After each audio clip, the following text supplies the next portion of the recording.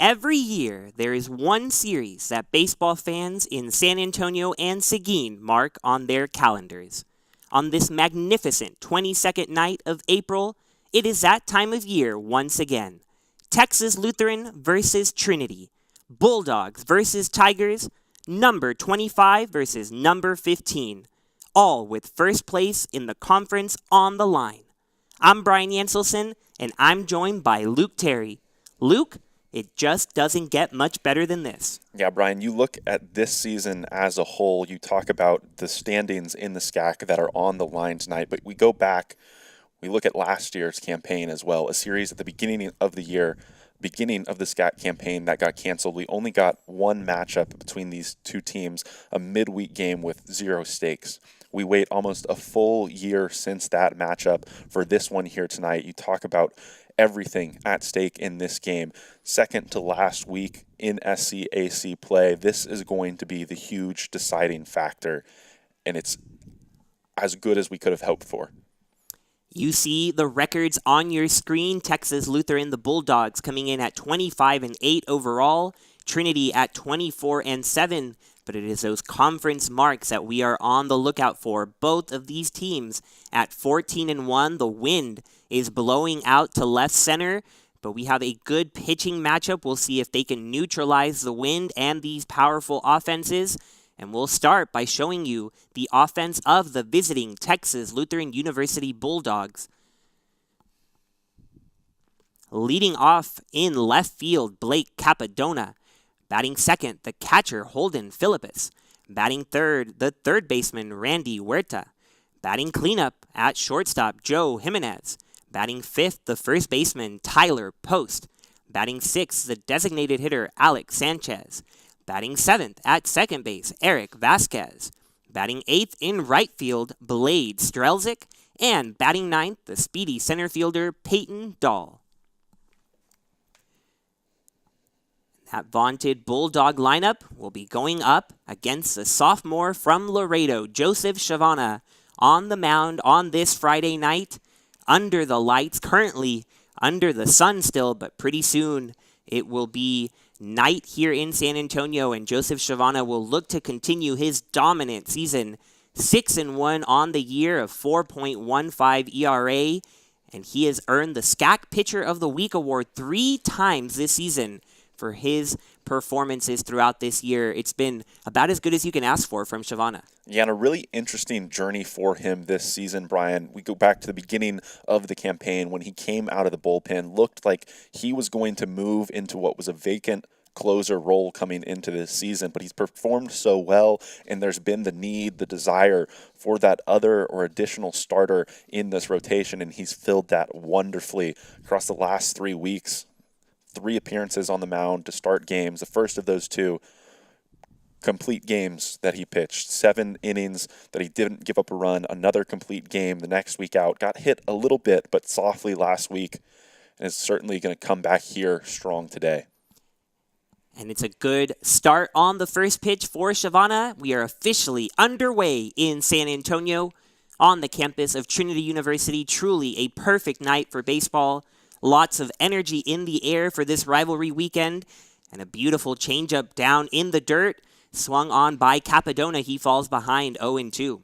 Yeah, not something that we've seen from Shavana in previous weeks in his last few appearances, Brian. But we have raved about the pitches we have seen. We've seen his fastball looks to be the offering that he threw right there on the inside part of the plate, but we talk at length about that breaking ball that he uses and really can place at will. He throws it for a strike, he'll start it in the zone and drop it for a wipeout breaking ball, go-to pitch and 1-2 counts, but again, we see that awesome changeup. He has it working right here early, which is a really, really good sign for the young Tiger on the mound. Absolutely, Capadona has no chance at that changeup, and Shavana gets a strikeout to start things off. So a good way to begin the night for the sophomore, and now he'll face Holden Philippus, the catcher. From right here in San Antonio, you'll see that throughout this Texas Lutheran lineup. 7 San Antonio natives on this Bulldog roster. And the first pitch to Philippus misses a little bit outside.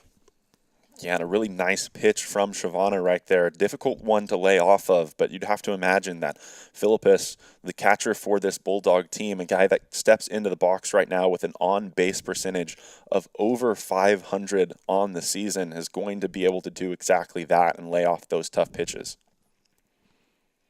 Texas Lutheran is coming off a midweek loss against the University of Mary Hardin Baylor, someone we last saw on our last broadcast here on Tiger Network. The Tigers defeating the Crusaders. But for Texas Lutheran, it snapped a 14-game winning streak. The Tigers, meanwhile, keep their 14-game winning streak as their Tuesday game got canceled. They were supposed to host Concordia here, but the rain had other plans. So the Tigers still winners of 14 in a row. Bulldogs losers of that one. But as head coach Rick Hines told me, that loss does nothing to affect his team going into this weekend because they respect Trinity too much to let one result sway them one way or the other. As Holden Philippus here lays off of one up and in for ball 4, so a 5-pitch walk to the catcher, and the Bulldogs have their first base runner of the night. Yeah, and I think an at-bat that just proves how difficult it is going to be to get Philippus out with a bat in his hands. A multitude of really close pitches right around the zone, obviously in that 3-0 count. Shavana with the confidence to throw one right down the middle, but we saw a couple that in other games previously this season could potentially be called strikes, but what seems to be a pretty standard strike zone from the home plate umpire tonight, but Shavana answering against Huerta in this at-bat. Breaking ball misses in the dirt. Pettit out in front of it quickly, keeping the runner over there at first. Luke, you talked about Shavana's dominance in those back-to-back complete games against Dallas and St. Thomas. In his last outing against Schreiner, things didn't quite go his way. He went 6 1/3, gave up 7 runs, 6 of which were earned, and 12 hits. The Mountaineers touching up Shavana a little bit up in Kerrville. The Tigers still getting the win, but those were the most hits and the most runs allowed in Shavana's career. So we'll see what kind of bounce back he has against this Bulldog lineup. Huerta sends one foul. Pitching coach Dave Smith saying that a lot of those hits, even though he gave up 12, were dink and dunks in the Mountaineer outfield. The wind always howling up in Kerrville, so not completely Shavana's fault. Still was able to go deep into the game. But we've definitely seen him dominant this year. Runner off with the pitch, Philippus. But he'll not have to slide as Pettit. No throw, and the first stolen base of the night goes to Philippus after the walk, and the Bulldogs have a runner in scoring position. The 3-2 count. Randy Huerta at the plate, trying to get on the board early for TLU.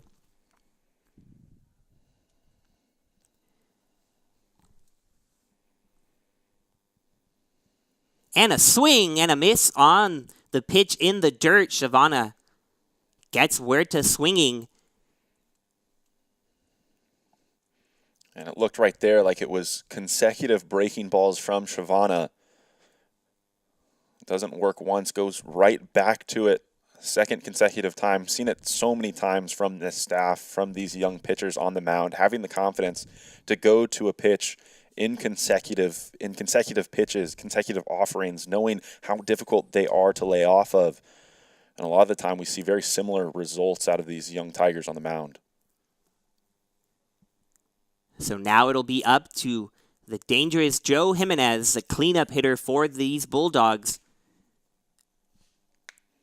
Jimenez out of Johnson High School here in San Antonio, the former Jaguar, is making his presence felt throughout the nation with his power numbers. And right here, he's going to line one into left field. It's going to get down the line, and Schaub cuts it off, but a run's going to score. The throw into second, not in time. Jimenez with the RBI double, and the Bulldogs up 1-0 here in the first.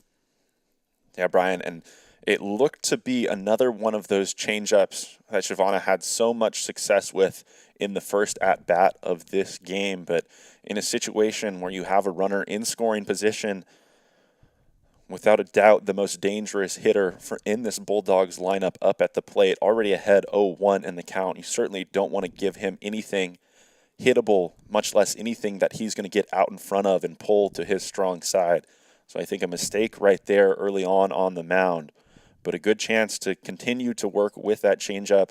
Worked really well against the first left-handed hitter of the day, and another one steps into the box right now in Tyler Post.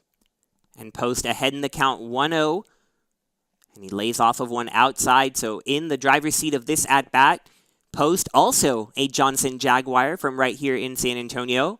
So we've already seen some Jaguars. We saw Philippus from San Antonio Christian. Of course, Cottisbell Field in Seguin, just over 30 miles from here at Trinity.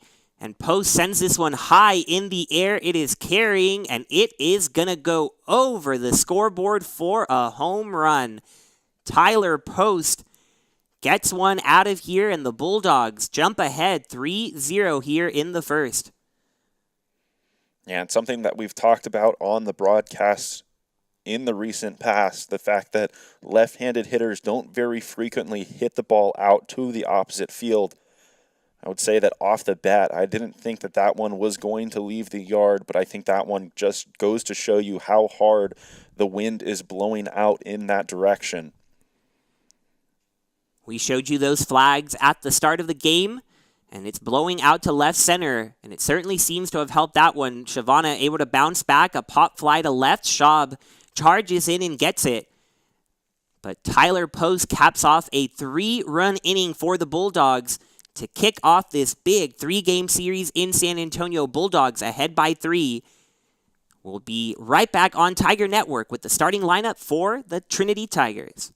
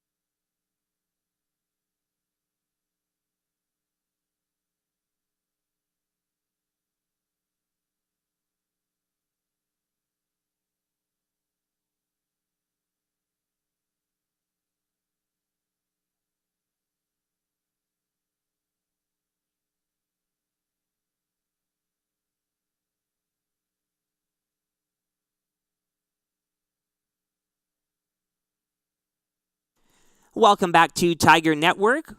Let's have the starting lineup for the Trinity Tigers as they come to bat. Leading off, first baseman MJ Metz batting second. Second baseman Colt Harris batting third. In center field, Ezra Gore. The DH batting cleanup, Nathan Brolick. Batting fifth in left field, Brian Schaub. And we'll run you through the rest of the lineup as we go through it, because MJ Metz already up at the plate and ready to go. Takes a first pitch ball from Joe Birch, the starting pitcher on the mound for the Bulldogs. But MJ Metz finds himself back in the leadoff spot. We've seen him a couple of times here, switching from his typical spot at number 4 in the lineup. But just getting some power and speed at the top of the order with Metz at number 1. Yeah, absolutely right about that, Brian. Speed maybe not something that you would assume as Metz fouls that one off down the left foul line. Standing in the box right now at 6'5", playing over there at first base, switching between both of the corners in the infield. But those long legs have really helped him out this year. He's been a dangerous threat on the base paths. I think maybe that perhaps the fact that he flies a little bit under the radar, you wouldn't expect him to be on the move on the base paths, has helped him out. But it's been a really holistic approach for him offensively. He's done a little bit of everything for this order. And he'll get a chance to showcase that speed as he'll take a trip to first base. Joe Birch loses him on a 5-pitch walk. And you could see some frustration quickly on the face of Birch. He didn't want to start the night with a walk, especially after getting 3 runs from his offense. So we'll see if the Tigers can strike right back. Colt Harris steps to the plate. But for Birch in that first at-bat, very similar to what we saw out of Shavana in the top half of the inning. Really, really close throwing and hitting spots right around the zone, but I think that we're now seeing that the home plate umpire not going to give those pitches, going to have a really, really traditional strike zone. And Colt Harris gets a hold of one, and he sends it way out of here. Colt Harris knew that one was gone right away. 2-run homer for Colt Harris, and we told you it was going to be fun, and already some fireworks in the first. Tigers right back in it, down 3-2. Yeah, and we saw in the top half of the inning, Shavana get hurt on one of those changeups that really stayed up in the zone, in on the hands of Jimenez. What looked to be a fastball right there was just a great job out of Colt Harris as he dons the cowboy hat, heading back into the dugout. Was excellent right there, getting his hands all the way through, pulling them through close to his body, making sure that he got the barrel out in front of the plate. It was an attempt from Birch right there to return in the strike zone after walking the leadoff hitter. But just too good of a pitch to hit, and Colt Harris takes advantage to cut the deficit to 1 really quickly. Swing and a miss from Ezra Gore. But Joe Birch and Joseph Shavana, the two Joes on the mound, giving up some runs early, not something they're used to, as these two pitchers have been the aces for their respective staffs. Joe Birch, coming into today, has won his last 5 appearances, and in each of those he has gone at least 7 innings. An incredibly reliable arm to start these weekend series for head coach Rick Hines. Just last week, he went 7 innings, gave up 1 run, had 5 strikeouts against Dallas. But here, no outs retired yet. Ezra Gore staying alive in his first at-bat. And Brian, you look beyond Birch in this Bulldog rotation. This Texas Lutheran team comes in with 4 guys that have thrown at least 20 innings on the mound this season. And what they have done really, really well, and what has almost totaled 150 innings pitched as a collective, they've kept their walks down and they've kept their home runs down. But that's the 2 things that hurt them here, as Ezra Gore sends that one through the left side of the infield. Birch, again, looking a little defeated on the mound, making another nice delivery. But a good job by Gore, battling all the way back in that at-bat, falling behind on a couple of breaking balls early on, but seeing that final one and sending it through the left side of the infield. And you're right on that observation. As soon as that one got through the 5-6 hole, Birch looking disappointed, just like he did after the walk to Metz. So the Tigers getting to him a little bit here, and Brolick with a big swing on the first pitch, misses it. We've already seen some hard hit balls from the top of the Tiger order, but Nathan Brolick, perhaps the one that is hitting it the hardest right now, the reigning SCAC hitter of the week, standing at the plate currently. As Birch checks on the runner over there, Gore. But Nathan Brolick, hard to find the words to describe how hot he has been. He is still hitting over 500 on the season, and he's now well over 40 at-bats. So it's not a fluke by any means anymore, as he gets more consistent play, more consistent at-bats, and he is taking advantage of them. Yeah, Brolick, much like Metz, can do a lot of things for this team. He can hit for power, but he also showed off his speed on the base paths this past weekend, turned in a couple of triples, the first of his career. Brolick sends this one on the ground to second. The runner, Gore, was taking off, had a big secondary lead, so no chance to get him at second. Brolick ends up moving him over with just 1 out here in the first, a tying run at second. Yeah, and a little bit of a tricky play over there at second base for Vasquez. I'm sure the Bulldogs in the dugout holding their breath momentarily. He threw that one a little bit offline. Tyler Post over there at first base doing a nice job to pick that one, avoid any further disaster in the bottom of this first inning, which is certainly not gone to plan for the Bulldogs. Breaking ball misses high to Brian Schaub. And Birch not having much luck here. But that defense, you mentioned Vasquez, a part of a defense that has the 7th best fielding percentage in Division III, something that has really helped these Bulldog pitchers. And Bulldog head coach Rick Hines calling Eric Vasquez an unsung hero over there at second base, particularly because of his defense, replacing Austin Colon, who had been over there for several years in Seguin, and now Vasquez filling in perfectly. Birch able to get a slider on the down and away corner. Schaub not loving the call, but he's still ahead 2-1. As a good crowd continues to fill in here at Trinity. Lots of familiar faces in the stands. Lots of the other Trinity teams here to support the baseball team. Schaub looks at a strike outside. Birch right back in the at-bat. But there's a crawfish boil happening over there in left field.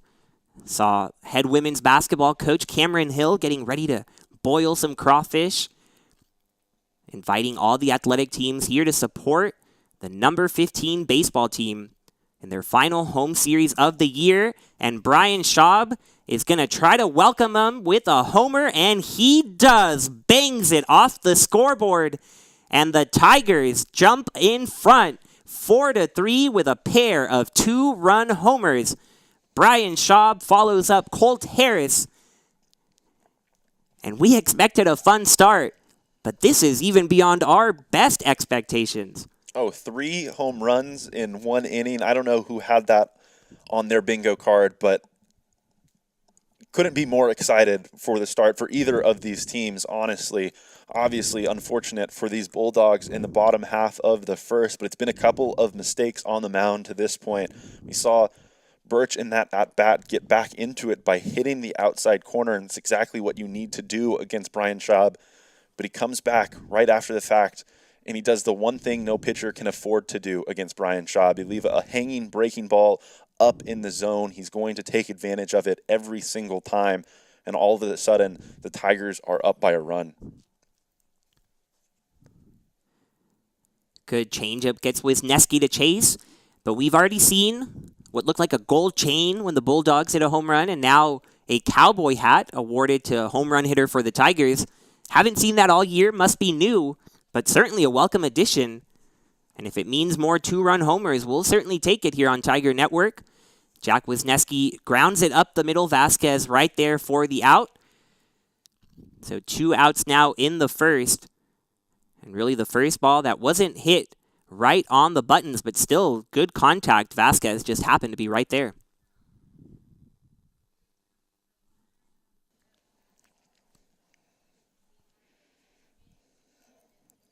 But you mentioned baseballs being hit right on the buttons, and I think you have the perfect guy stepping into the box, Tyler Pettit, with the tendency to do exactly that this season.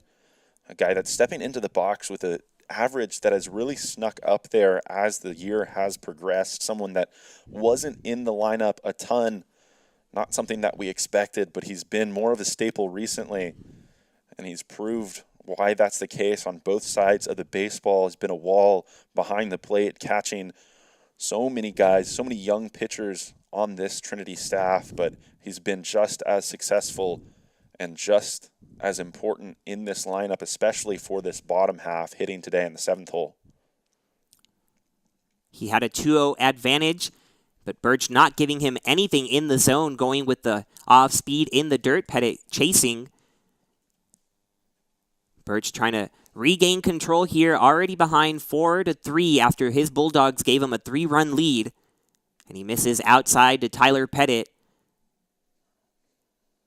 And I think you highlight a great point with Pettit here in the 7th slot. Vonderhaar on deck, hitting 8th, Montreza 9th. This is not your ordinary lineup. You have power up and down the order, and Pettit lines one, but right to the first baseman, Tyler Post, but yet another ball hit extremely hard. Just happened to be in the wrong place, but the Trinity Tigers showed that they are here to play right along with the Bulldogs. A pair of 2-run homers. First, Colt Harris, then Brian Schaub, and the Tigers take their first lead 4-3 over TLU. We hope you're not going to go anywhere because we have a great weekend of baseball ahead.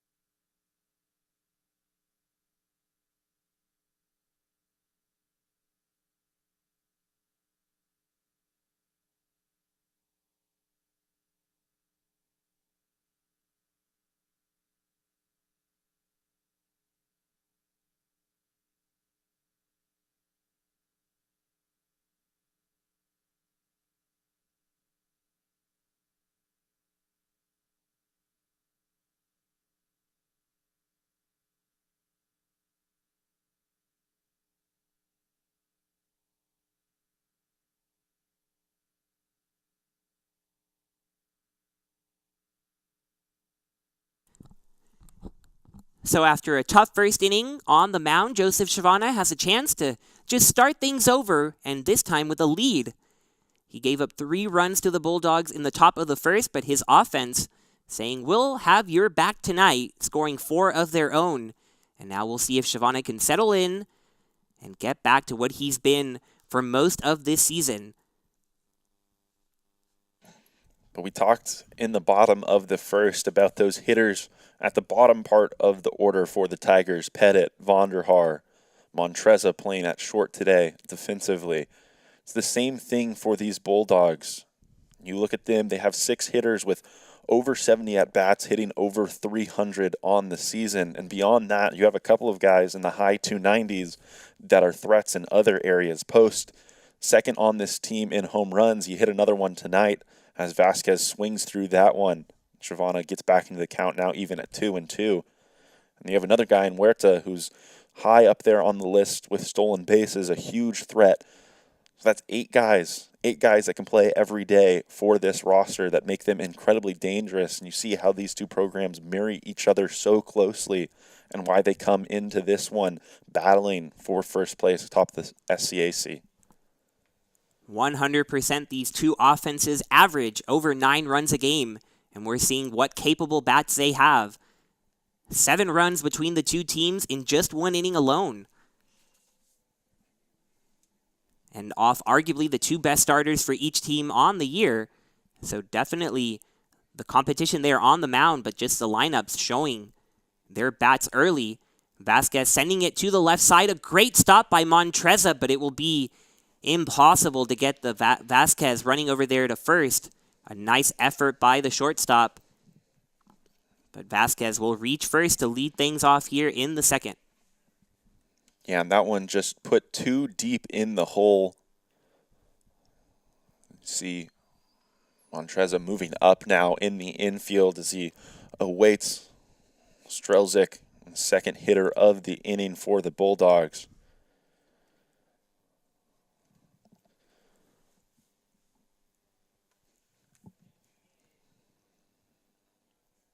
Blade Strelzik looks at a ball high for ball 1.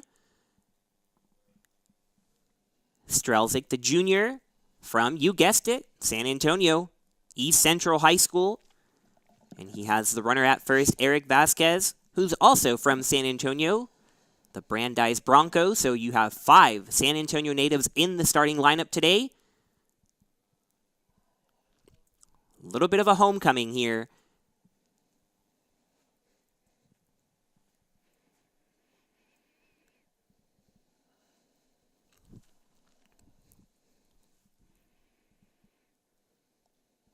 Breaking ball misses outside to Strelzik. Shavana trying to mix his pitches and confuse the hitters. We saw a lot of the changeup in the first inning. The main theme from Shavana, nothing straight. Everything seems to have movement coming out of his hands. And this one moves out to center field, but moving right along with it, Ezra Gore scooting back and making the catch. So 1 gone here in the second. As a ball left high in the strike zone, probably not where Shavana wants it. But luckily Gore ranging back to make the out. Yeah, I think you're exactly right about that one, Brian. That one in a really, really nice spot, not entirely out of the zone, which is exactly what Shavana wants to do, but really only when he's ahead in at-bats in a 2-0 count. And the hitter certainly has a green light, not the place you want to put the baseball. It's already been hurt once because of a missed location early on in this game. He certainly gets away with that one, helps him get a first out here as he now faces the 9-hole hitter this second inning. And you see Shavana keeping a close eye on Vasquez. And another throw over there. Vasquez, though, standing up, not taking a huge lead. Vasquez, with 5 stolen bases on the year, has been caught just once, but you will see this all weekend long. The Bulldogs coming in 3rd in the entire nation in stolen bases. Dahl grounds this one up the middle. Montreza tries to step on the bag. He couldn't quite get his foot back, so he goes with the out at first. Nearly the perfect spot for the double play. Looked like it maybe nicked Shavana's glove. But then Dahl actually beat it out too. Thought he got the out, but Dahl showing his speed. Looks like he just beat it at the end there. So instead of 2 outs, almost 3 outs with the double play, it'll be runners on first and second with just 1 away. And the top of the order up to bat, Blake Capadona. Yeah, and it looked like there was a little bit of indecision out there from Montreza at shortstop. Couldn't tell if he bobbled the baseball when he was coming up to make that throw, if he was trying to go back and get the runner in the force play at second base. Can't really tell from the replays that we're seeing right now, but in either scenario, as you mentioned, Bulldogs now with runners on first and second and just 1 out here. And Dahl hit that little grounder as I was mentioning. The stolen base totals for TLU now up to 110 on the year, third best across the entire Division III. But it's not just on the stolen bases. You can see the speed running down to first. Peyton Dahl has 16 stolen bases on the year, but it also allows him to get little infield hits like he just did. Capadona just barely fouls it off. It hits him in the box. So he'll stay alive behind 0-2 in the count.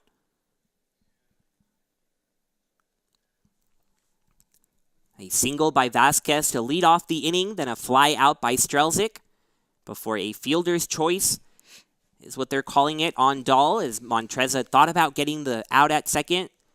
Took a second too long and allowed Dahl to reach first. Shavana trying to put away Capadona and keep that lead intact. Goes with the fastball outside. Capadona sends it well foul, maybe landing in the crawfish.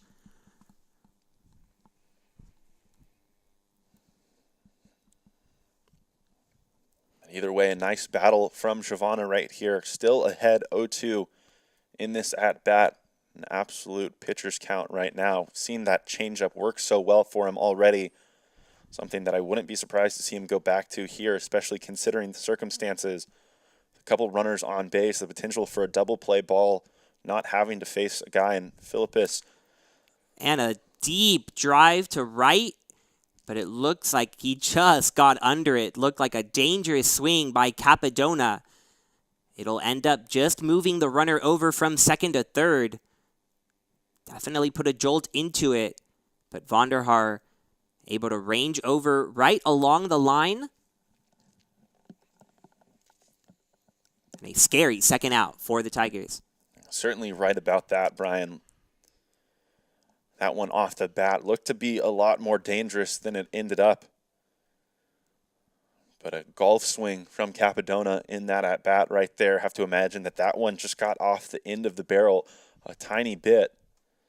And the wind not blowing out that direction, not getting any help in that area. But it did just enough to allow Vasquez to move over to third base. So now a situation with runners on first and third in which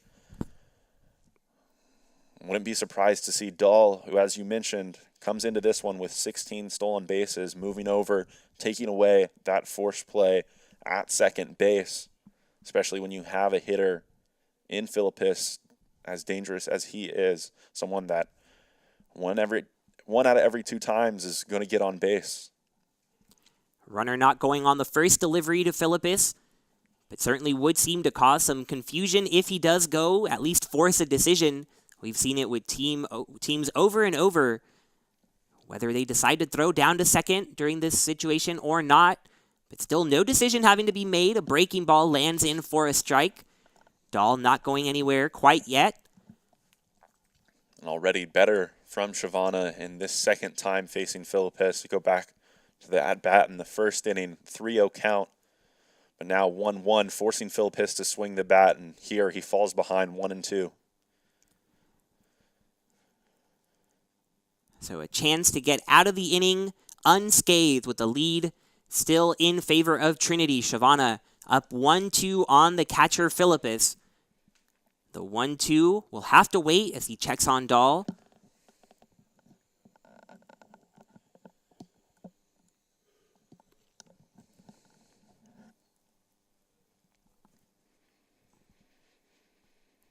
Philippus, the catcher, standing at 6'3", 205. Wide stance from the right side. He looks at one in the dirt. And as we talked about, there goes Dahl. Waits for the 1-2 to take off and get stolen base number 17. So now a base hit in the outfield likely scores 2. Already 2 stolen bases for the Bulldogs. But Philippus will swing and miss at that one. And Shavana will head back to the dugout with out number 3. Yeah, and looking at that pitch, have to absolutely love it out of Joseph Shavana. The first at-bat of the day, didn't force Philippus to swing the bat at all. Got one swing and miss, got to that 2-2 count right there, forced Philippus again to pick the bat up, put the ball into play. A really, really great breaking ball, exactly what we've seen out of Shavana when he's been most successful this season. Big strikeout for the sophomore. Will bring Trinity to the plate, and they try to add to this 4-3 lead early on Tiger Network.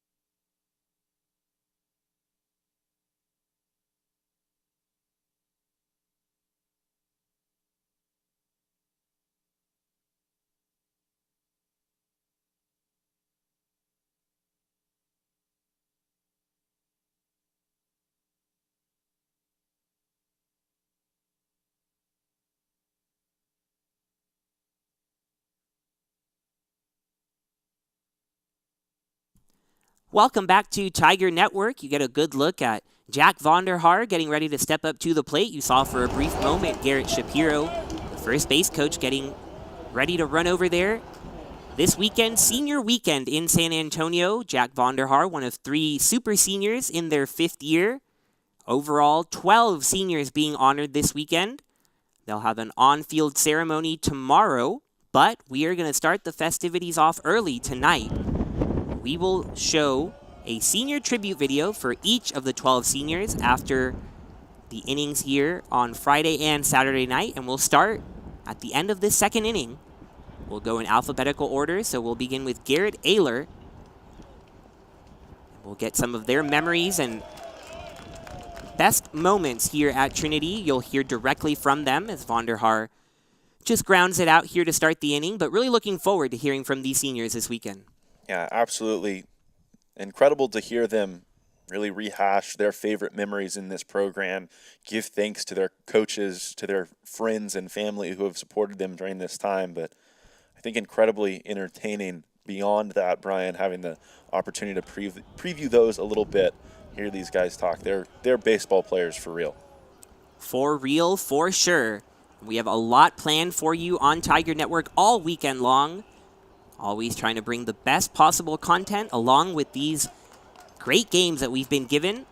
So we hope you're engaged and enjoy what we have for you all weekend long. You won't want to step away, I promise you that. We won't take many commercial breaks. And Michael Montreza won't take many breaks at the plate either. He loops one into center field for a base hit, and Michael Montreza, with that single, extends his hit streak to 9 games now. The shortstop doing well at the plate, doing well from that 9-hole. Yeah, and a nice swing from Montreza right there. See that top half and that front shoulder open up a little bit early. It looked like his hands kind of separated from his body early. Not what you want to do up at the plate as a hitter, but when you walk away with a result like that, you're not going to be too upset. And for the rest of this lineup, especially MJ Metz right now, got to be happy with that result as you now have a runner on. Your leadoff hitter stepping into the box for the second time here today, already with a nice result against Birch on the mound. So often we've seen this Tiger offense get off to some slow starts. They fall behind. They got behind, but no fault of the offense. 3-0 here with the Bulldogs on top. But the first and second innings so far, totally different. The Tiger offense awake and ready to go from the start. Montreza takes off for a second, then heads back to first, so no stolen base attempt. but the first time through the order brought lots of success for the Tigers against Joe Birch. 4 hits and 4 runs, 2 big flies. And we'll see if the second time brings even more joy to Tiger fans. Pitch inside, called a strike.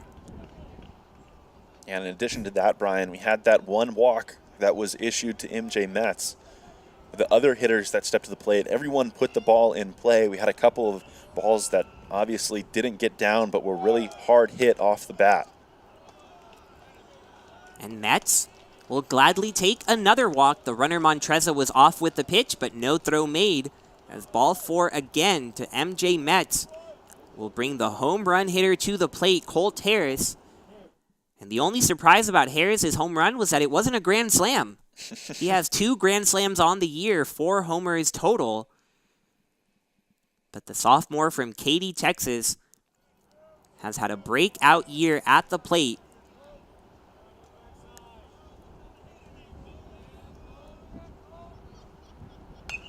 He swings at the first pitch. Foul back into the screen.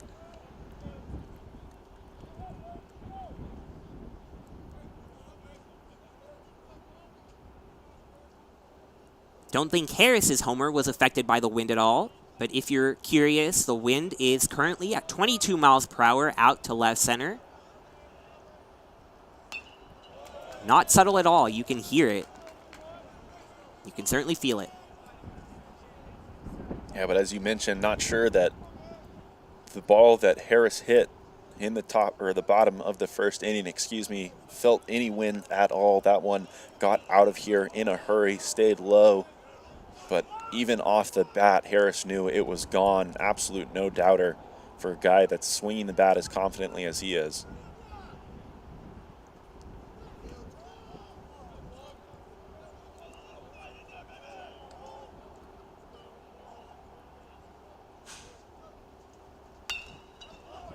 Harris sends this one the other way, but it'll stay in the infield as Vasquez catches a little pop-up for out number 2.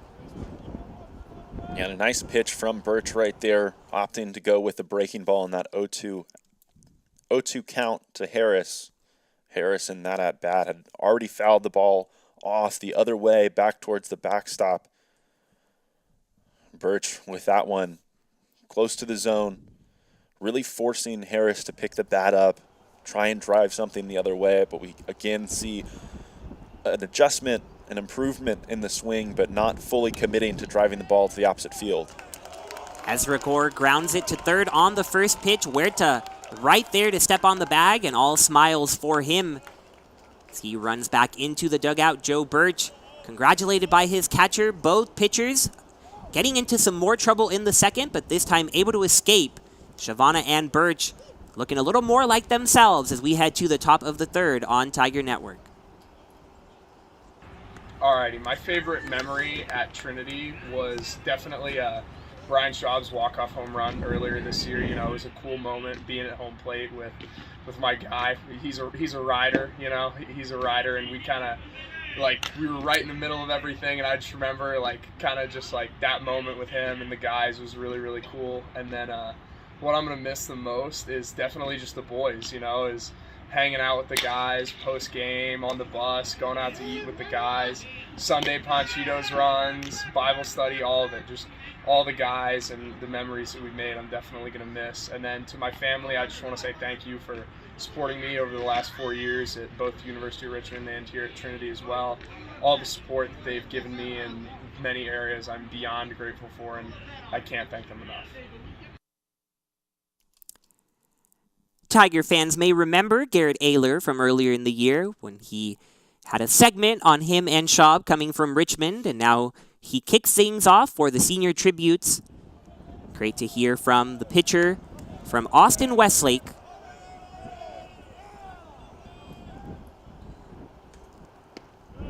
And a first pitch breaking ball for a strike.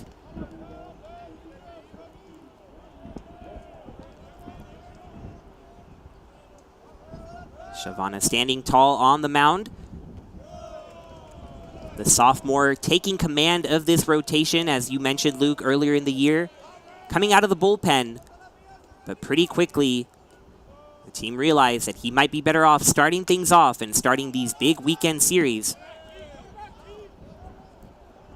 Pettit gives that one a look, but he won't have the chance to make the catch. But it's something we've also seen all year, the dynamic between the youth on this team, especially that sophomore class, and then the seniors that we're honoring all weekend. So it'll be fun all weekend to honor the seniors while seeing the future that's ahead for Trinity. Yeah, and it's been such a pleasure to watch them on the field side by side. That 1-2 offering misses a little wide. You can only imagine the type of success that that's going to warrant for these young guys moving forward. Big breaking ball, fouled off by Huerta. But it's something you hear across this roster, the impact that the older guys have on the younger teammates. Just setting a model, setting an example. There's plenty of senior pitchers that Shavana no doubt has worked closely with. And working well against Huerta. A slider down and away for strike number 3, and Shavana with strikeout number 4. Yeah, and it seems like he's really settling in nicely, using that breaking ball kind of in the capacity that we expected him to tonight. Has dropped it into the zone, forcing hitters to swing the bat, but also has been able to throw it in the dirt as he did more closely right there, forcing guys or having guys swing over the tops of pitches that are really close. It brings up Joe Jimenez. No runners on, 1 out. You never really want to face Jimenez, but the best case scenario is with no one on. Yeah, absolutely right about that, Ryan. Learned things the hard way in the top of the first inning when Jimenez opened the scoring with that single to left field, that double to left field. And he'll get what looks to be another double, almost the exact same swing and the exact same result. A stand-up double for Joe Jimenez. Right before that swing, Brian, I was going to mention it seemed like Shavana had learned his lesson since that first inning or after that first inning, opting to pitch Jimenez away in the outside part of the plate. Try and make him swing the bat, force him to swing the bat, go the other way with the baseball. If you walk him on 4 pitches, then you walk him on 4 pitches, but at least you limit him to a single base. Right there, another ball stays up in the zone, more over the heart of the plate, in on his hands. Same result we saw, as you mentioned, standing on second base now. Shavana tries to start things off with a breaking ball inside post, able to lay off. Post in his first time up really looked like he just flicked it the other way, and then you looked up and it was over the scoreboard. Immense power by the first baseman. He chops it foul on this offering, but Jimenez and Post, not only both from Johnson High School in San Antonio, but both earning honors to the first team All-SCAC last year. Quite the dynamic duo here in the middle of the TLU lineup. Jimenez with 14 homers on the year, Post now with 7. And Shavana misses up and away with that pitch. It had been almost a month since Post's last home run, March 26th. But he did not waste any time. You mentioned aided what seems to be pretty significantly by the wind blowing out to left center today. It's exactly where he hit the baseball. You mentioned the fact that it's blowing out there as strong as we've seen it all season long at 22 miles per hour. But because of that, have to imagine that Shavana really going to try and keep the ball down in the zone in this at-bat. It was what seemed to be a breaking ball that hung up in the air. Post was able to put that one in the air, and it just carried out of here. Definitely, we know Post has the power to send it out on his own. But when you compare perhaps the Harris home run, which we said was on a line, not really impacted by the wind, it is the pop fly type, that Post hit that seems to be aided more by that wind.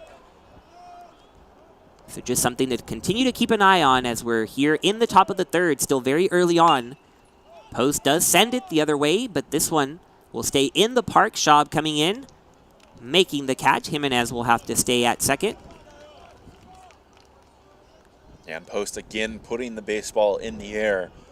As we talked about in that at-bat, Shavana going down in the zone. You see the catcher, Tyler Pettit, turning his glove over, trying to reach down and catch that one.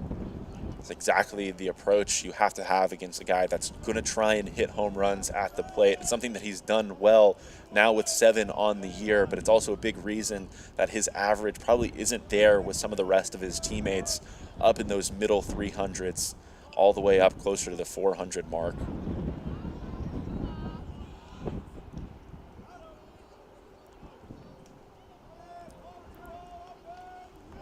The 2-out RBI will have to come from Sanchez if the Bulldogs want to tie things up. Alex Sanchez flew out to left his first time up. Squares around a bunt. It's in there for a strike. Jimenez back to second. And kind of an odd offering from Sanchez right there. Squaring around, seemed to be all the way around, but not giving an effort at that strike. I think that one was in the zone no matter what. Now Sanchez back in the batter's box with a bat on his shoulder. Sanchez, the junior from Waxahachie. So there are non-San Antonians on this roster. And he has a 1-1 count, 2 away. Joe Jimenez standing at second. Ball misses inside. Both teams have had opportunities in every inning thus far. Bulldogs stranded a couple last inning. And Shavana will try to keep that man at second once again. But first, more time called by Sanchez.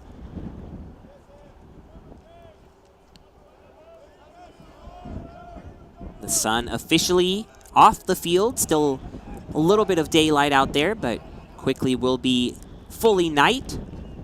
Sanchez grounds it right to MJ Metz at first. He steps on the bag for out number 3, and Shavana keeps the lead for the Tigers. We head to the bottom of the third. Trinity up 4-3.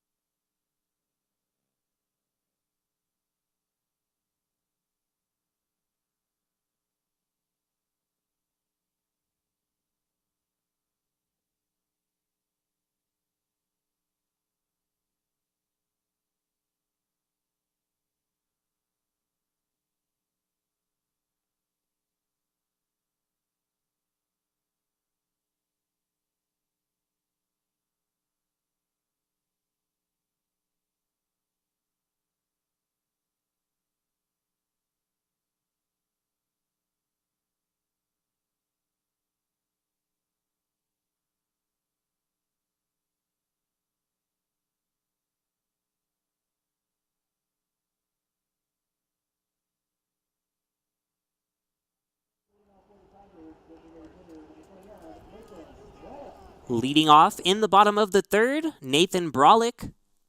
And Brolick will be the next senior to have his tribute video after this half inning. So stay tuned for that, and stay tuned for this at-bat. Brolick takes a strike, low and away. Looked like a low one, but Phillip is bringing it back into the zone and getting his pitcher ahead in the count. I agree with you on that one, Brian. Really for the first time in this game, a pitch that I wouldn't agree with. Outside of that one, though, the zone from this home plate umpire has been consistent for both sides. It's been pretty accurate, at least as far as we can tell here in the broadcast room, but it does now contribute to the fact that Brolick's trailing in this at-bat 1-2 instead of leading 2-1. Brolick will ground it to second.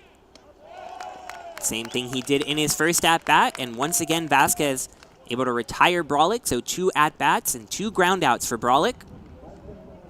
And you think back to that first ground ball that Brolick sent to Vasquez over there at second base. A little bit of an uneasy play, one that Tyler Post had to pick out of the ground at first base. But since then, Vasquez really settling in, the nerves calming for him, and he's been solid. As you mentioned, Coach said he would be over there defensively. And you see the ground ball, Brolick already with 2 of them. And if you got a good look at that replay, you can just see that sinking action on that pitch from Birch, really forcing that ball in the ground when it's at its best, getting lots of ground outs. Tries to stay low, stay away, and another close strike call that the Tiger hitter does not agree with. Birch, though, right back on the rubber, ahead of Schaub, 0-2. Stays well away from Schaub. Yeah, and a nice adjustment from Birch right there, learning from the mistake that he made in his last encounter with Schaub at the plate. That 2-strike breaking ball in the previous at-bat was left hanging up in the zone, one that I mentioned Schaub banged out of here for that home run, the second of the bottom of the first inning that gave the Tigers this 4-3 lead. Swing and a miss from Brian Schaub. He goes down to one knee as he tries to chase the breaking ball. But so far in the third, Birch looking a lot sharper than in the first. Yeah, but a great job by Philippus behind the plate right there, establishing his body outside, kind of bordering into the other batter's box. But as Birch was winding up into his delivery, Philippus placing that glove over the middle of the strike zone, reminding his starting pitcher exactly where he needs to start the breaking ball. First pitch swinging Wisniewski. Grounds it into right field for a base hit. Birch gets another grounder, but this one finds a hole in between Post and Vasquez. And the Tigers will look to build a little 2-out rally here with Pettit now stepping up.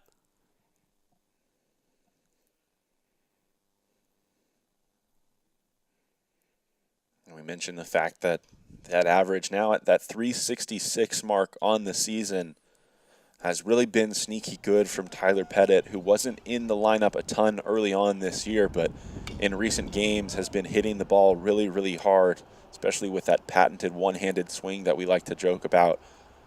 That backhand might be dropping off the bat, but he doesn't lose any power because of it. Similar to that Tyler Post home run, you called a little bit of a flick to the opposite field. That's how we've described some of Pettit's swings on the season. He's able to just flick it over the fence out there in left field. A ton of pop in this bat. An incredibly dangerous hitter in the 7th hole. And we've talked about it so much that I finally got to ask him about it, saying, Tyler, is there a difference in something that makes you swing with just one hand? And he said, not at all. It's just he's not a very patient hitter. He wants to swing the bat. He wants to hit it hard. So whatever it takes, even if it's a pitch that doesn't look hittable to many other hitters, he will drive it out with one hand to right field if it means swinging the bat. So we'll see what Pettit comes up with. 1-2 if he swings with 1 or 2 hands. Won't swing here, lays off of one outside. Talked about the home plate umpire earlier this inning, the consistency that he had had to this point, but now we can say that the zone consistently beginning to grow a little bit, especially on those corners down and away to hitters. It's beginning to get called as strikes, so have to watch and monitor how both of these starting pitchers react to that. And on that last one, looked like a good pitch from Birch up in the zone. Perhaps what hurt him, though, Phillip is setting up outside. So even though it may have been a strike on its own, not hitting the target, will take the count to 3-2. Wisniewski a small lead at the moment, but he'll be off with the pitch. There he goes. There goes the 3-2, and one on that outside corner, this time called a ball. Pettit will take a walk to first, Wisniewski on to second. And Vonderhaar will look to cash in on this 2-out opportunity. And another nice pitch from Birch right there, as you mentioned, in that same exact spot. Philippus doing a nice job, but maybe doing a little bit too much, trying to drag that one too far back into the zone. That's a spot where, as a catcher, you just need to stick it there, having known that that pitch already a couple of times this inning, not just once, but 2 or 3 times, has been called a strike in that exact spot. You have to have confidence in that rather than trying to drag it back into the zone. Home plate umpire certainly aware of that. And head coach Rick Hines heaping praise on many of his Bulldogs defensively when I asked him what has led to that fielding percentage that is so high. And he highlighted Philippus's performance behind the plate, really exceeding expectations behind there, in his words. Vonderhaar will line this one the other way into left. Hit so hard, Capadona didn't think the runner would go, but Wisniewski sneaks on home. So the super senior connection, Vonderhaar drives in Wisniewski, and the Tigers up their lead to 5-3. Yeah, and a little bit of an odd play from Capadona out there in left field. No matter what, certainly a lack of urgency. Obviously, 2 outs on the board already. Maybe he's considering the fact that Wisniewski's going on first contact and that he's going to score. But you see a little lackadaisical out there, not very quick to the baseball, and then not really an effort to try and get Wisniewski at home plate, who doesn't run particularly well in this Tiger offense. But these Tigers, as they do so often, when it looks like nothing is happening, 2 outs, nobody on, and they're able to manufacture a 2-out rally. It all started with the Wisniewski single into right field. Pettit followed it up with a tough at-bat that ended up in a walk, and then Vonderhaar with a single into left. Montreza now ahead 2-0, 5 runs already on the board. And Montreza pops it up. Looks like Post is underneath it, and he is for out number 3, but the Tigers add a run in the bottom of the 3rd. Coming up, another senior tribute video. So my favorite memory here at Trinity was in 2019, my freshman year, when we won the SCAC championship, and just dogpiling with all my teammates after we won it all was an awesome memory and something I'll never forget, and I hope to replicate this year. I think what I'll miss most about Trinity baseball is just the people, being with my teammates day in and day out for hours at a time. It's been an awesome experience, and again, something I'll cherish for the rest of my life. I want to thank my parents and my family, my brothers and sister, for all the support, financially, as well as just through, complimenting me on a good game or being there for me, being in the stands, watching me. It's meant the world to me, and I thank you guys so much for allowing me to have this experience and supporting me all along the way. Nathan Brolick, the reigning SCAC hitter of the week, someone that before this series, Tim Scannell made sure to talk well about, say he's incredibly happy for Nathan Brolick. Just as an example, Nathan Brolick had more hits this past weekend against Shriners, 6 of them, than he had in his previous 3 seasons combined. But Brolick has worked incredibly hard. He has continued to fight for at-bats for playing time, and he's now earned them. And it's certainly showing up in his performances at the plate. Yeah, and just tremendous patience that he's shown. Not just this year, not just in game to game, but over the course of an entire career. It's something that's incredibly difficult to do. You mentioned the fact that he only came into this season with 6 career hits. He had as many in this past series, this past weekend, earning SCAC Hitter of the Week honors. Just such an incredible story. What a journey. And no one as or more deserving than Nathan Brolick. And Brolick, the San Antonio native, not as many on Trinity's roster as TLU, but he is one of them. Went to Antonian College Preparatory High School and made the short trip over to Trinity for his college career. And it's certainly going well. And Shavana going well here in the 4th as well. Gets a ground out from Vasquez. Great job fielding it. The other Antonian college prep attendee. Wisniewski over there. And so sure-handed at third base has been Wisniewski all season long, coming up, making a strong throw. Makes things a little bit easier when you have a guy at 6'5", such a big frame over there in MJ Metz, who's made a really seamless transition. A guy that was playing that third base position, but has fit really nicely over there at first. But for Giovanna to get that ground ball, certainly something that he's going to need to rely on, as we note his pitch count here in the top of the fourth through an 3 1/3 innings pitched, now at that 66 pitch mark. It's really the same thing for both of these rotations. Close pitch misses for ball 2 on Strelzik. Giovanna gave up those 3 in the first, but since then been a lot cleaner.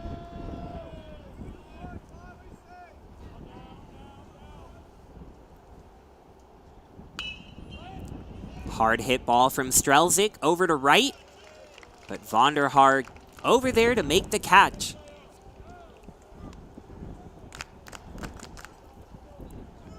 And by this point, you might already be saying, we've heard these people are from San Antonio, we get it, there's a lot on the roster, but it's just part of what makes this rivalry so special. These two schools separated by just 34 miles, San Antonio and Seguin, where Trinity and TLU are located, and the fact that so many of these players played against each other in high school and then now facing off against each other in college.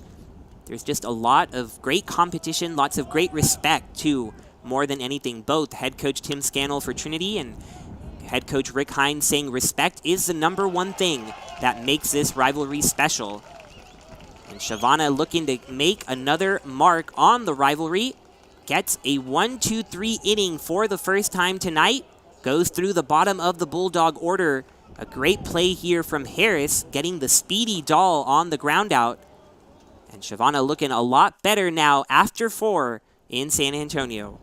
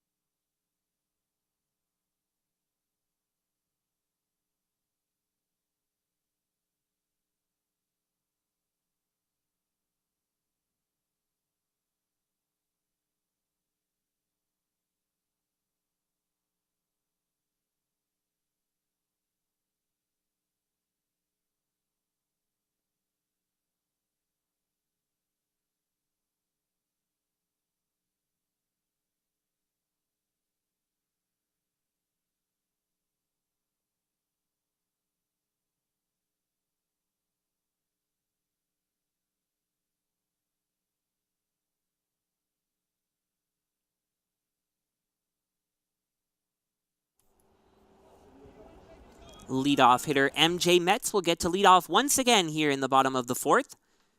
Joe Birch still on the mound, down 5-3. And clearly cognizant of the threat that is MJ Metz in the batter's box. Doing a better job here, jumping ahead 0-1 in this count, but already 2 walks that he's issued to MJ Metz, not wanting to deal with a really tall task at the plate. A tall task at the plate and really throughout this lineup. Trinity presenting a challenge for any opponent. But as we've seen so far, some hard hit balls. Birch, though, still in the game, still seeming confident, and something that Coach Rick Hines saying is what makes him a Friday night pitcher. The ability to go deep into games even when things don't start the way he wants them to. But he eats up innings, saves the bullpen, and really sets up things for the rest of the weekend. It takes a special kind of pitcher to pitch on Friday nights, especially down here in Texas college baseball. And Birch, the junior from Geronimo, Texas, certainly knows what Friday night lights are all about. Yeah, but right now, as we mentioned in the last inning, going to point again to that pitch count.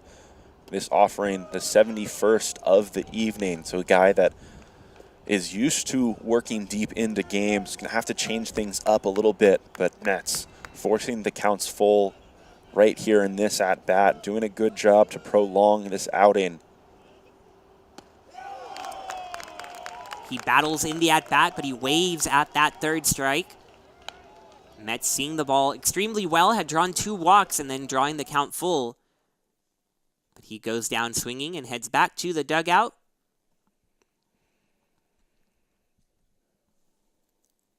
Birch now up to 2 strikeouts. He starts things off with a ball in the dirt to Colt Harris.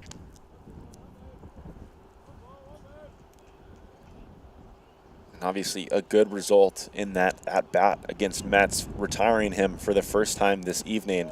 You have to imagine that he can't rely on the strikeout. He hasn't to this point, but he's going to need to find a way to shorten the at-bats from the Tigers that have been really lengthy. They've found a way to fight and find their way onto base. We're going to need to let the defense play behind them. Defense that has played really, really well. Vasquez specifically over there at second base has been steady with the putouts in the infield.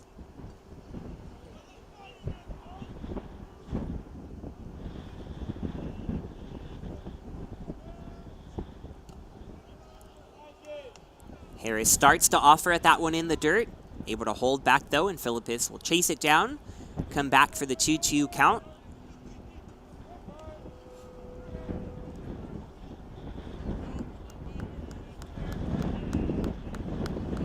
See the wind blowing Birch's jersey.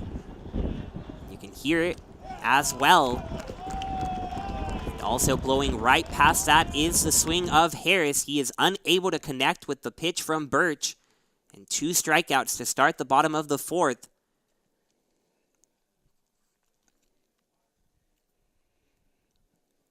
Ezra Gore will step to the plate, try to keep things going, start another 2-out rally like the Tigers did in the 3rd.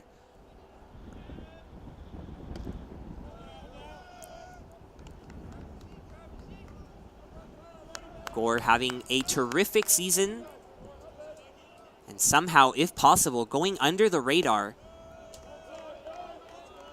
And an example of that is in the first inning, he had a base hit that was sandwiched in between a couple of home runs. We didn't even get to talk about him extending his hit streak to 21 games now. And he'll try to get another, and he will. Ezra Gore with the ground ball that sneaks into left field. So 2 base hits on the day for Ezra Gore, but that 21-game hit streak, if it sounds impressive, it's because it is. It's the longest hit streak by a Trinity Tiger since 2011. So Gore now at 21. Back in 2011, Kevin Jackson hit safely in 23 straight games. Gore knocking on the door, perhaps could get there this weekend. And Gore will take second. No throw as the ball in the dirt. Philippus, no chance at all. I don't think he would have gotten Gore anyway. Gore picking the perfect pitch to run on. Yeah, I think you're absolutely right about that. And I was about to say, before that first offering to Brolick, what a perfect situation to try and take a base, to try and put yourself in scoring position. Ezra Gore just too quick, jumping really, really well, getting the perfect jump on the first pitch of that at-bat. Brolick fouls it off towards the concession stand over there behind the Tigers bullpen.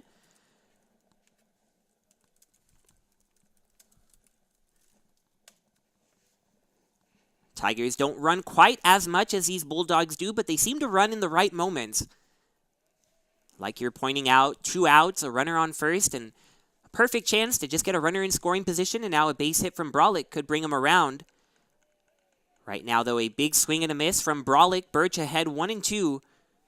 Trying to have a scoreless 4th and keep his team within distance.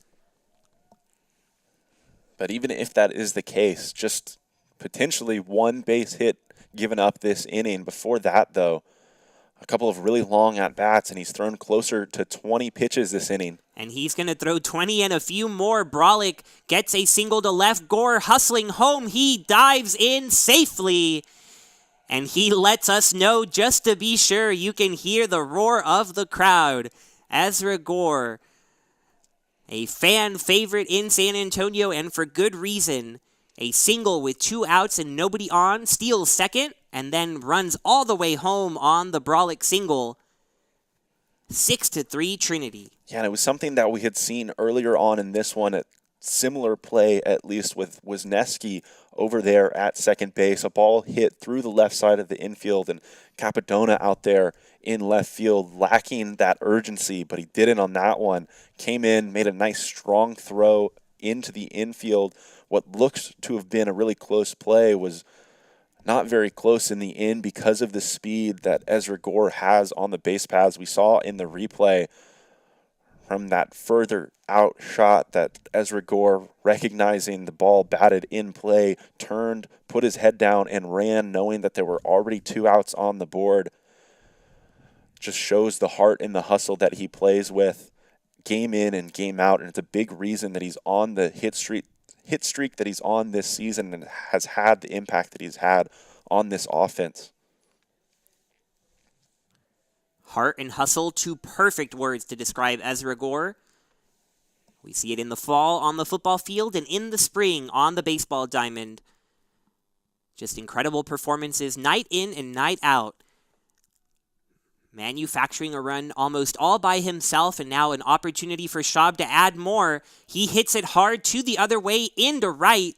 Brolick is going to try to score. A good throw, bounces, and Philippus can't handle it.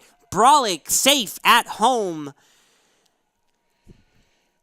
Schaub rifling this one to right.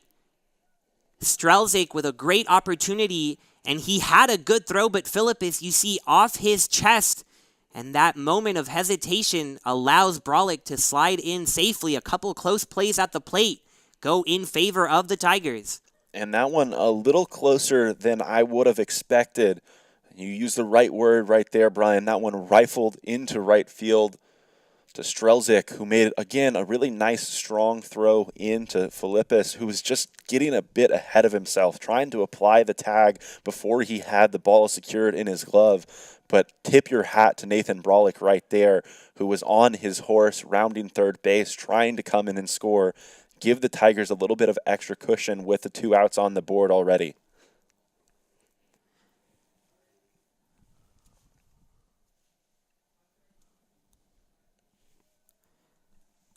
Wisniewski takes that one for ball 2. And with 7 runs on the board for the Tigers on Birch, something we are not used to seeing from the junior. This is the most runs he's ever given up as a Bulldog. He's given up 6 and 5 before in this very season, but 7, never a number put up on Birch. So the Tigers really getting to one of the best pitchers in this conference. And it has to be frustrating for him, particularly these past 2 innings in which he's gotten 2 quick outs, nobody on base, looking like he could get out of it. And the Tigers just not willing to give up, not willing to give him easy outs, making him earn every single pitch. And we've seen it result in now 3 runs with 2 outs in the past 2 innings. And Brian, I think you're certainly right. Something he's not used to, circumstances that he's not used to, having given up 7 runs only through 3 2/3 of an inning right now. That in itself is frustrating. But you think about the way that the Tigers have done it to this point. Nothing has been cheap. We see balls that happen to fall in, that happen to just sneak by guys, but they've been hard-hit baseballs all night long. They've taken advantage of a couple of walks here and there, but more than anything else, it's the fact that they're hitting the baseball with the barrel constantly, consistently. Something that we've grown accustomed to seeing from this offense is the fact that they put up runs across multiple innings. Obviously a big spot in the bottom of the first when they put up 4, but a couple of innings here, the bottom of the third, the bottom of the fourth, where they add on to that and just continue to chip away at starting pitchers. And those hard hit balls that you're talking about resulting in a long visit to the mound from head coach Rick Hines. It doesn't result in a pitching change. Joe Birch will remain out there. But definitely some concern to start the series. The Bulldogs trusting Birch to start things off on the right foot, but the Tigers instead turning things in their favor. Pettit looks to make things even better for the Tigers. Skies this one out to left. Capadona does get underneath this one, but 2 runs come across to score. Trinity continues to build on their lead, up 7-3, and on the way, one more senior tribute.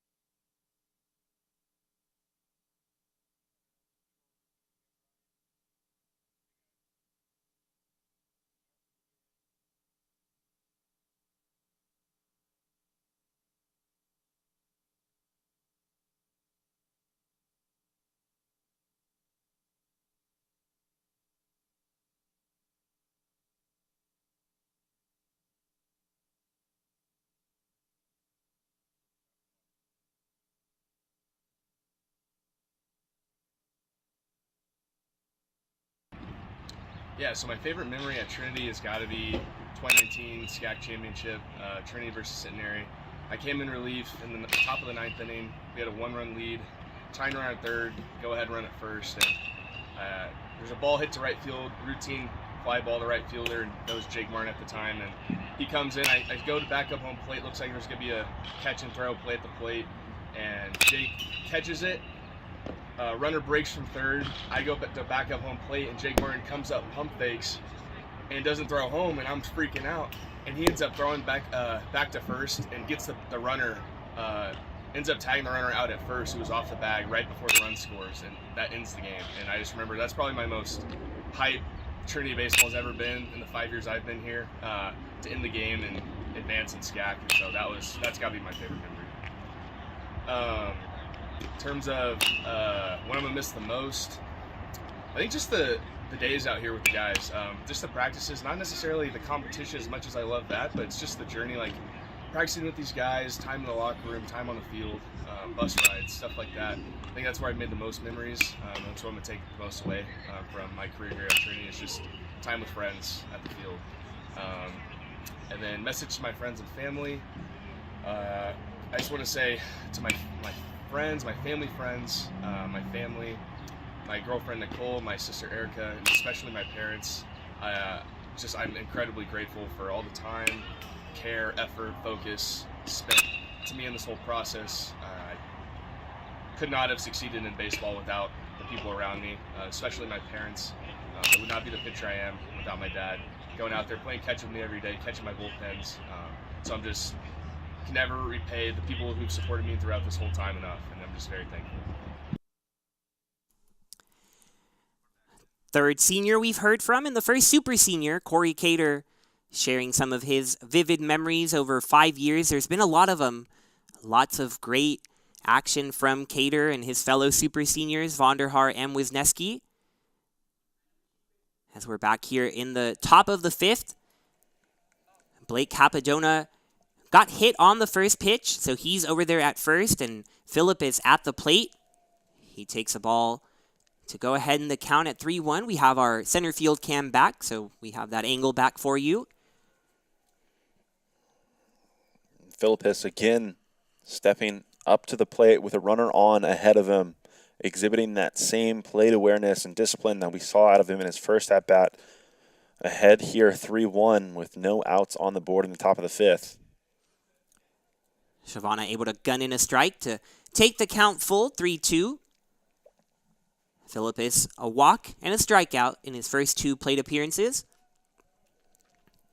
But a big pitch here, a 4-run lead for Trinity, but Shavana does not want to put men up for the middle of this TLU lineup. So the 3-2 can provide a massive swing either way. Shavana will throw on to first before delivering the key pitch.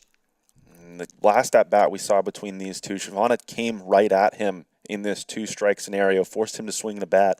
Want to see a similar type of pitch right here. A good pitch to hit for Philippus. He lines it straight back into the bricks. But in a situation where you want to force him to swing the bat, don't want to give him anything too good to swing at. Want to try and go with one of those change-ups that we saw early on in this game. Hope that you can take advantage of a ground ball in the infield, make a nice defensive play to all of a sudden have 2 outs on the board. Philippus is able to wait back on the breaking ball, skies it to right. Vonderhart with plenty of room, though, to make the catch.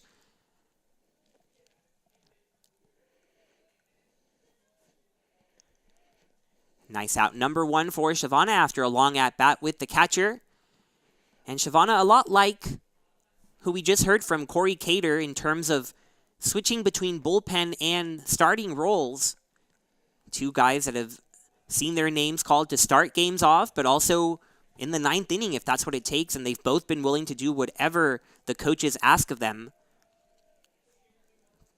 Corey Cater beginning this year with starts on Friday night. He was the go-to under the lights here at the ballpark. And now he's found a good home in the bullpen. He's been very effective coming late into games. And Shavana, as we talked about, he started in the bullpen this season, and now he's starting. So just lots of roles, and these guys willing to be flexible, do anything to win a game for the Tigers. Shavana currently pitching well, but in this inning, a couple of balls getting away from him and hitting Bulldog hitters.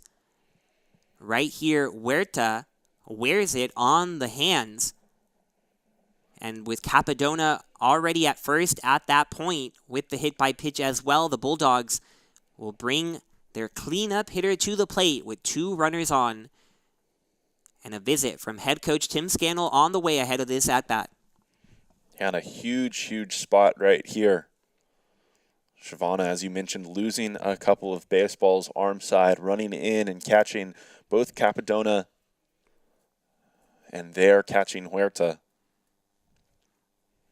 And now for the Bulldogs, without question, the biggest spot of this game. Jimenez stepping into the box, already 2 for 2, 2 doubles that he put down that left field line. A couple runners on in a game they trail by 4. This is exactly who they want up at the plate. For Shavana, who's struggling, leaving the ball inside, missing arm side already a couple of times, especially important in this at-bat to hammer the outside part of the plate, force Jimenez to go the other way with the baseball. If you put him on and load the bases, you live with it because of the result that you had against Post, who comes in that 5-hole following this. It's a tough spot. We'll see what Shavana can do with it. Don't want to face either of them. And Jimenez will swing at the first pitch. Will it stay in play? Pettit hoping it will, but it lands just behind the backstop, out of play. Fitting to see Coach Tim Scannell be the one to come out to the mound. The second straight visit from both coaches that have been the head coach to talk to their pitchers in key spots. But Scannell praising Jimenez endlessly before the game, talking about what a talented shortstop he is, the power that he's developed. And so he knows full and well the danger that he brings. Second in the nation in runs batted in, 4th in home runs. So he's had those 2 doubles, but there's plenty of pop in that bat. And those types of results don't happen by accident, because he comes to the plate with an approach, knowing exactly what he wants to do. I think he's done it already a couple of times here today. And Shavana picks off the runner at second. He's now in a rundown. The Tiger infielders trying to get the out, and they will. Capadona hung out to dry. Not sure what he's doing with that huge lead. And you see not the cleanest of pickles you'll ever see, but the Tigers with a massive out on the base paths. Yeah, not the cleanest is right, Brian. On the edge of our seats here in the booth. A trip and fall at third base, what looked to be like someone dropping the baseball over there at short, but they got the out, and that's the biggest thing in that situation. Come away with at least one. A runner moves on up to second. That's Huerta, but now 2 outs in a place to put the most dangerous hitter in this lineup. You can throw to him however you want to right here. Shavana opting to go away on the outside, still in a 2-1 count. credit Shavana for keeping an eye on Capadona over there at second, but just awfully confused as to where the base runner thought he was going first and second for the best power hitter in the lineup. And now you put him in a more difficult spot, like you said, an open base, so don't have to throw him a strike. And just the runner at second with 2 outs in the inning. But now a couple of times in this at-bat that we've seen Shavana go to that high fastball. That second one, that last offering coming after that breaking ball down and away, like that offering here. If it goes full, you can go back to that fastball up in the zone, make sure it rides up above his bat. If he walks, he walks. You live to see another batter with just the need for 1 out to get out of the inning. Shavana steps off, wants to do the signs again. Jimenez, the 2-2 on the way from Shavana. And Jimenez with a half-hearted swing at that one that looked to be ball 3 instead. Strike number 3 for Shavana. Once again, walking on a tightrope, getting out of the inning with no runs allowed. The Tigers will keep their lead at 7-3 as we're halfway through this one. But a massive strikeout of Jimenez to keep the Tigers ahead. Questionable calls on the base paths for the Bulldogs, really costing them there. We'll see if the Tigers can continue to add here in the bottom of the 5th.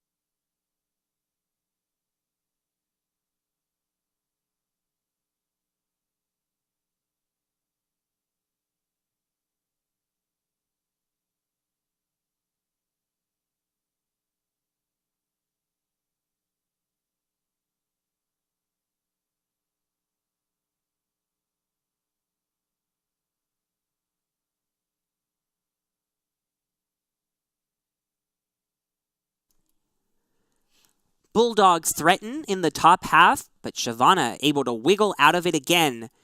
And Trinity will now face a new pitcher on the mound. Joseph DeLuna will come in to replace Joe Birch.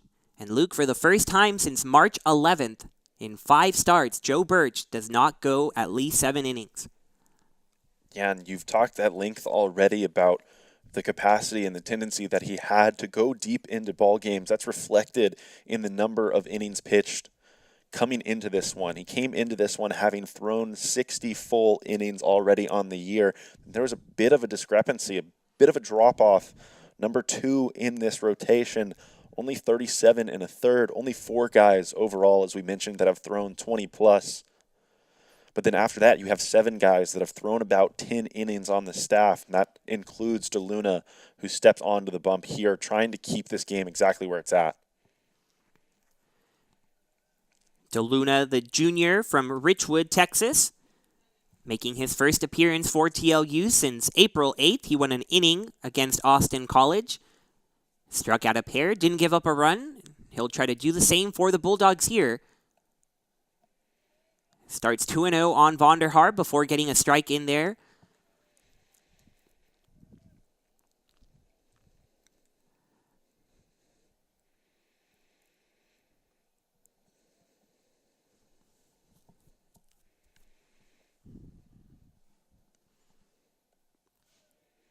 Off-speed delivery misses down low, and Vonderhaar in the driver's seat, 3-1.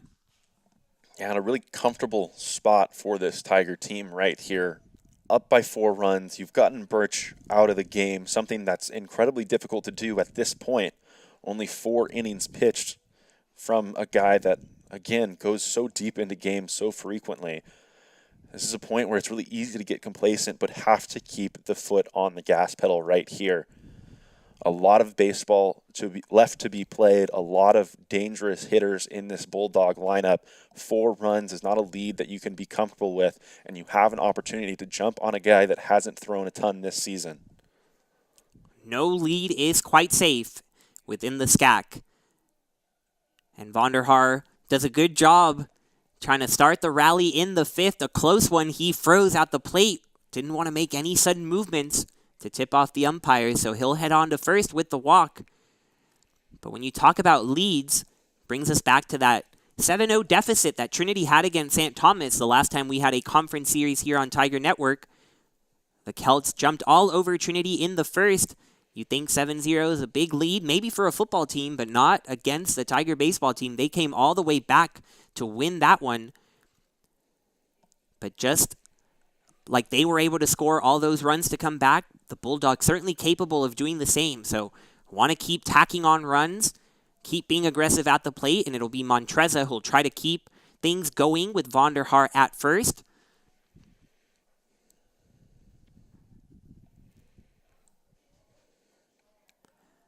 Philippus wanted it outside. Luna gets it inside, but it is a strike. So 0-2 for DeLuna. It was a good start to the inning from Vonderhaar, but now out of DeLuna, facing these right-handers, doing something that a pitcher on our own staff has done so well to combat the advantage that right-handed hitters have at the plate. Talking about Sammy Conti, who steps onto the mound, trying to hammer that inside part of the plate to these right-handed hitters. There's a couple of fastballs in on the hands of Montreza that we've seen already in this at-bat for the shortstop hitting in the 9-hole. Important that he gets his foot down, pulls those hands through, and just finds a way to put the barrel on the baseball right here.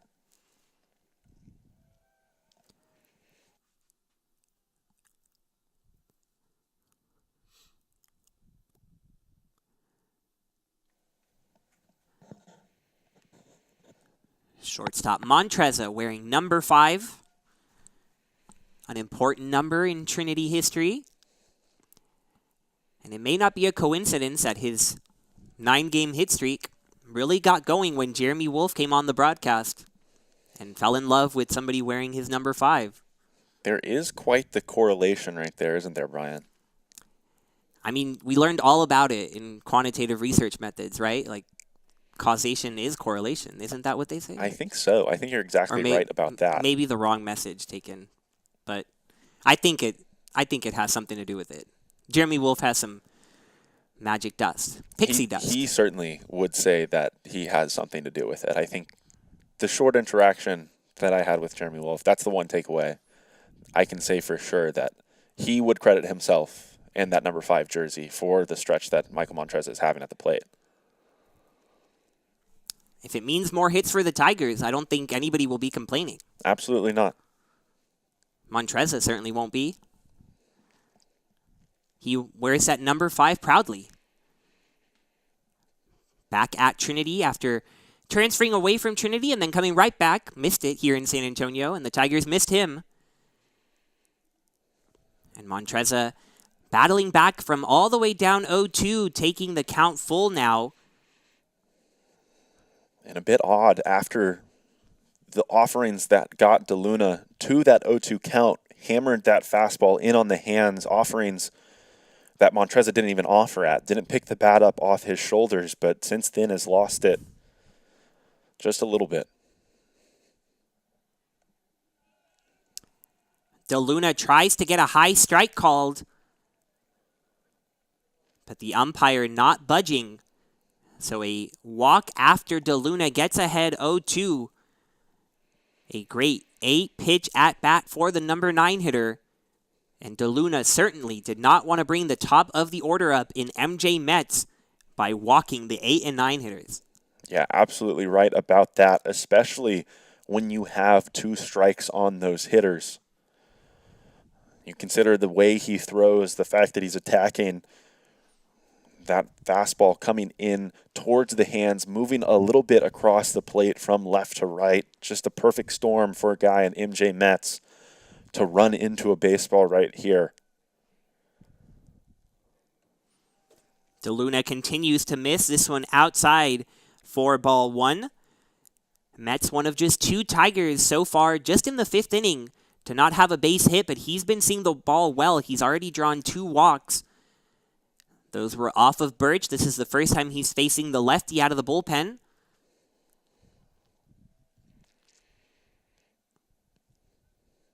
Long hold from DeLuna. And then goes with the off-speed delivery that lands in the corner for a strike.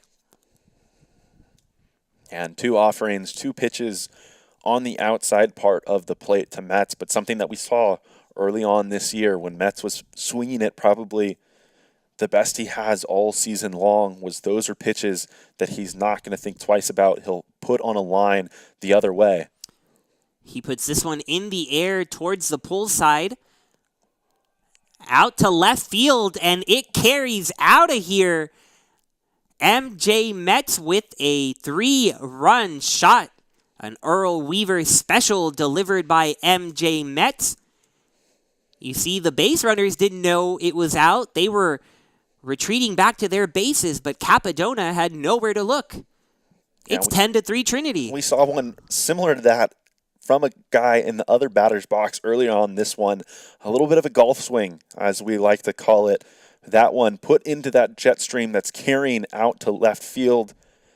We mentioned the fact that that's exactly who you want up in that situation. With a pitcher on the mound who's throwing with movement from left to right, a guy like MJ Metz has the tendency to run into the baseball, and that's exactly what he did right there. This team didn't get complacent. A couple of consecutive really nice at-bats from your 8 and 9 hole hitters to find their way onto base, and sets things up incredibly well for MJ Metz, who leaves the yard right there. Leadoff walks usually come back to bite the pitcher, and it certainly does here. 2 leadoff walks to start the 5th, and they both come around to score on the MJ Metz 3-run homer. That's 3 home runs now for the Tigers, accounting for 7 of these 10 runs. Colt Harris had one earlier. This time he chops it. It's going to be a tough play for Jimenez, but he makes a strong throw to post to get the first out of the inning. Yeah, and you're right. A tough play right there. Colt Harris, as you can see from that shot, hustling, and he's a guy that runs incredibly well. But Jimenez over there at shortstop for the Bulldogs makes that one look incredibly easy. Had it on over to first base with plenty of time to spare. But just the first out here in the bottom of the 5th.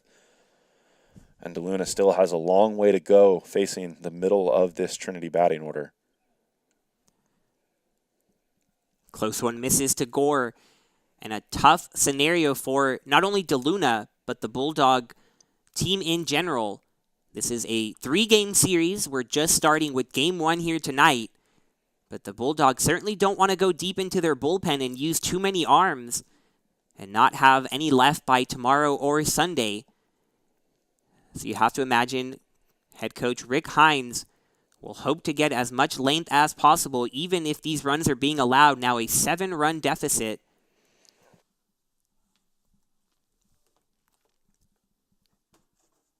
Usually expects Birch to provide some depth on the mound, but he was able to go just the 4 innings today. The starter for the Bulldogs giving up 7 earned runs on 9 hits and 4 walks. Really roughed up by this Tiger offense. I think it is warranted to talk about DeLuna to this point, though. Those first 2 at-bats where he issued a couple of walks, he was incredibly competitive in those to the 8 and 9 hitters for the Tigers. Unfortunately, just got the short end of the stick on a couple of balls that were just outside of the zone. And then a pitch that was low in the zone to MJ Metz that the big right-hander was able to get high enough to drive it out of here. Outside of that, DeLuna's pitched well, but seems to be affected by that one hit to this point.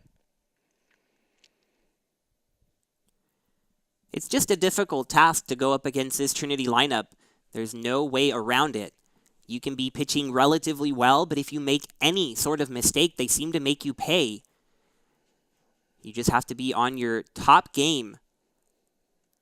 And it's that reason that it makes something like what we saw in the previous inning with the Bulldogs a chance to cut into this deficit. They were down 4 at the time. Joe Jimenez at the plate with a couple runners on, 1 out. And to see a mistake like that on the base pass, when you know you have to play perfect baseball to beat Trinity, especially here at home, just not going the Bulldogs' way tonight. No, absolutely not. An incredibly tall task, as you mentioned, at all times to face this Trinity order. But coming in out of the bullpen after your go-to guy, your Friday night starter, the guy that you expect to go deep into games, a guy that's never given up 7 runs in a game when he gets hit as hard as he did today, a career first that isn't a positive for him, you know that that's an especially positive sign for this Tiger offense.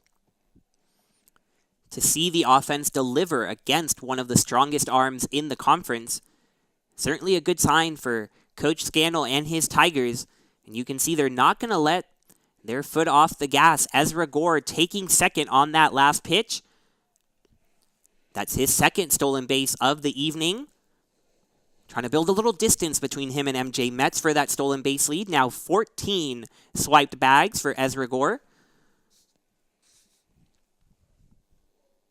Brolick takes one high for ball 2.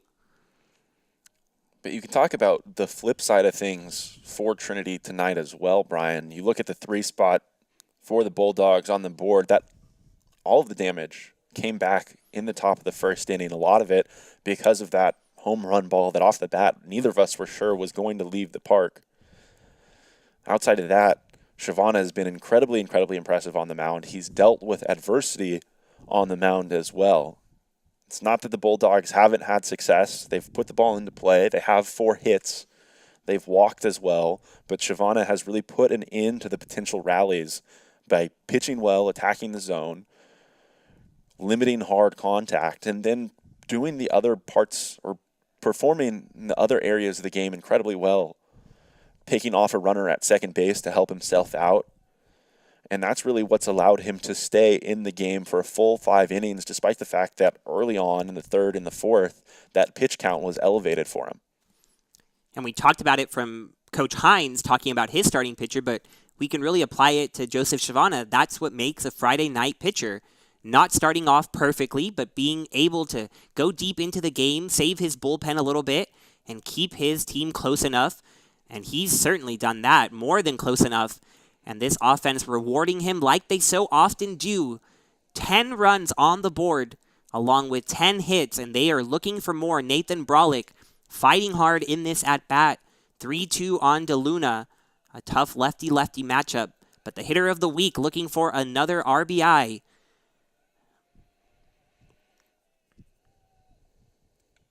And he waits back on the breaking ball, gets it into right field for a hit, and it gets past. Strelzik will roll all the way to the wall. Brolick stands up at second. And that average back over 500 for the red-hot Nathan Brolick. Yeah, 2 for 4 here today, and you think about the way that he did it. A couple of ground balls to the second baseman in his first 2 at-bats of the day, and then he made an adjustment. He came back up to the plate his 3rd time through. He sent one through to the other side. That time, sees the breaking ball that's left up in the zone, does what he's done all season with pitches like that, turns on it, deposits it in right field, drives another run in to expand this lead now to 8 runs. Talk about the fact that Shavana has adjusted. He's pitched really well, made the adjustment after he got hit in that first inning, has limited this Bulldog offense up to this point. He was at a point where he could have likely come back to pitch in the top of the 6th, but the way that these Tigers are swinging it right now, the length of the bottom of the 5th, still with just 1 out and no signs of this Tiger offense slowing down right now, we might see a change and someone new out of the Tiger bullpen. And things really getting away from DeLuna here. A couple of wild ones, the wildest on that last one, way outside into the bricks. Brolick over to third, and Schaub with another run just 90 feet away. Colt Harris, the sophomore, hit a 2-run homer to start things off for the Tigers to get them back in the game. But since then, Luke, on this senior weekend, and we're honoring these seniors, 9 of the 11 runs have been driven in by seniors. We know all their friends and family are in town ahead of the big ceremony tomorrow. We've been honoring them all game today. We'll continue to do that tomorrow. We've shown 3 videos so far. We'll plan to show 3 more if we get through 7. And then we'll show 6 more tomorrow, giving every senior their spotlight that they deserve. A hard-earned 4 or 5 years by these Tigers, and they hope it culminates in a long postseason run. They hope that the last time they wear this maroon and white will be in June. These are 2 teams that know all about the World Series. Trinity winning the championship in 2016, and TLU nearly following them up for the SCAC 2 years later in 2018, falling just short in the title game to UT Tyler. But it just goes to show the talent that these 2 teams possess and the talent that this conference possesses. And you talk about the World Series appearances for each of these programs. So many of the weekends this season, Brian, that we've been on the call, we've been talking about our opponents and the possibility that they sneak into the SCAC postseason tournament. But now here in San Antonio, the culmination that we've really been waiting for, this is the matchup that, as you mentioned, fans in Seguin, fans here in San Antonio circle at the beginning of the year. These are 2 programs that have put on display tonight why they were picked to finish tied atop the SCAC standings at the beginning of the year in that preseason coaches poll. Both teams have illustrated here tonight that they have all the pieces to put together something truly, truly special. And a hit by pitch drawn by Wisniewski. His patented result, unfortunately for him, he just continues to get hit from the left side. And the bases now will be loaded for Tyler Pettit, the only Tiger without a hit tonight. Seems like a good time to break out of that. Yeah, Brian, but after that Wisniewski hit by pitch, I think it begs the question as to exactly when this streak started. I'm not sure off the top of my head, but I think there's some correlation right around the time that he put on the batting gloves for the first time across 2 different campaigns. I think it must be it. I mean, it's too obvious. He put on batting gloves, which he never does, and here come the hit by pitches. Yeah, and it's been an avalanche of hit by pitches for Jack Wisniewski in recent weeks. He got a little bit of a break at Shriner, if you could call it that. I mean, only 1 hit by pitch in 3 games against the Mountaineers. 2 against UMHB in our last home game. 3 against St. Thomas. So that makes it 7 hit by pitches drawn by Jack Wisniewski in the past 6 games. Remarkable. That's not a stat that you see very often. More hit by pitches than games played. We make history here on Tiger Network. Absolutely. You never know what you're going to see. I think that might warrant a counter here on the broadcast. But as we know so well that when we throw counters up there, they do the exact opposite of what we want. And the thing we're trying to keep track of immediately ceases, almost immediately. So I think Jack will want one then. I don't think he wants to get hit. I certainly agree with you. I think he wants the opportunity to swing it in the batter's box. We talked about it so long this year, very extensively. The fact that he swung it so well last season, and he swung it equally as well here this year, but unfortunately, a lot of the time he's hit it directly at defenders. He hasn't had the best of luck, but slowly and surely he's ticked up that batting average But in recent weeks, with these type of results at the plate, 7 hit by pitches, that's 7 opportunities that he didn't have to swing the bat, give himself an additional hit. And not only is he getting hit by the ball a lot, he's also drawing plenty of walks. He drew 3 over the weekend against Schreiner, 3 against St. Thomas. So even though the batting average isn't necessarily where we saw it last year, he's clearly seeing the ball well, and it's just a matter of the ball dropping for him. And there's still plenty of time in the season for him to really get going, and we hope it's not by getting hit over and over. Pettit swings at the first pitch from the new pitcher. Right field, Strelzik coming in. He guns it home and will keep Brolick over there at third. So far, so good for Paco Medina, the freshman out of the bullpen. Certainly not an easy spot to come in with the bases loaded, 1 out. But the San Antonio native, Harlan High School, gets the out. Yeah, an even more difficult task when you're facing Tyler Pettit. Pettit does a nice job to apply the pressure on the defense. Unfortunately, just didn't put that one deep enough into the outfield. And a nice throw from Strelzik, getting that one back in to Philippus at home plate quickly, making sure that he kept Brolick over there at third. Brolick, who had already seen scoring from second on a ball that was hit on the ground out to right field, but a really close play at the plate that he beat out because of his legs. Looping breaking ball, a called strike. Vonderhaar doing a double take on that one, behind 0-2 now after that call. So Medina looking to stop the bleeding here. 4 runs already across. Philippus setting up inside. It wanders a little bit over the plate, but Vonderhaar unable to connect with it. So Medina comes in from the bullpen and strands the bases loaded. But the Tigers bring across 4 runs on 2 hits, and they extend their lead to 11-3 over Texas Lutheran. Coming up, another senior tribute, Drake Eggers, on the way.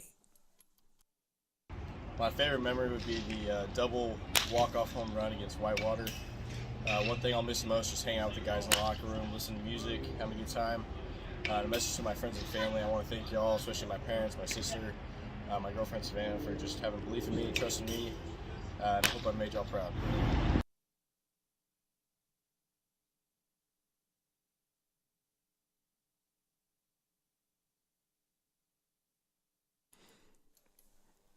Short tribute there, but as Drake Eggers told me, a man of few words. He knows how to use his words wisely. Says he would rather write a 2-page essay than a 5-page essay. And you can see in his message he does well when he's forced to speak.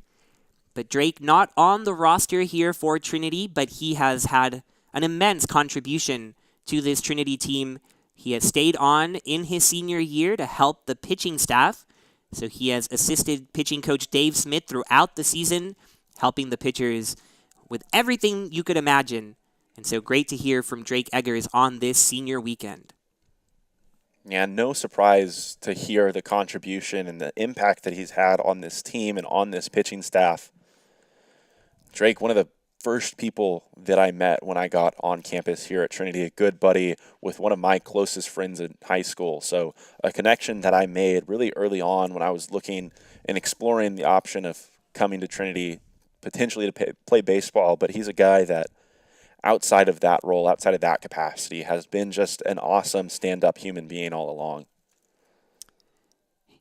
He's done a great job for this pitching staff that continues to improve as the season goes along. And he loves what he does, so great to hear from Drake once again. And Post trying to get his second homer of the evening, sending it out to those fans out there behind the center field fence, but they'll have to wait for a souvenir as Gore lines up underneath that one for the first out. Alex Sanchez now at the plate, and you can see Joseph Shavana picking up the pace with which he works, just rolling now. Yeah, and it's something that we saw out of him in previous outings this season.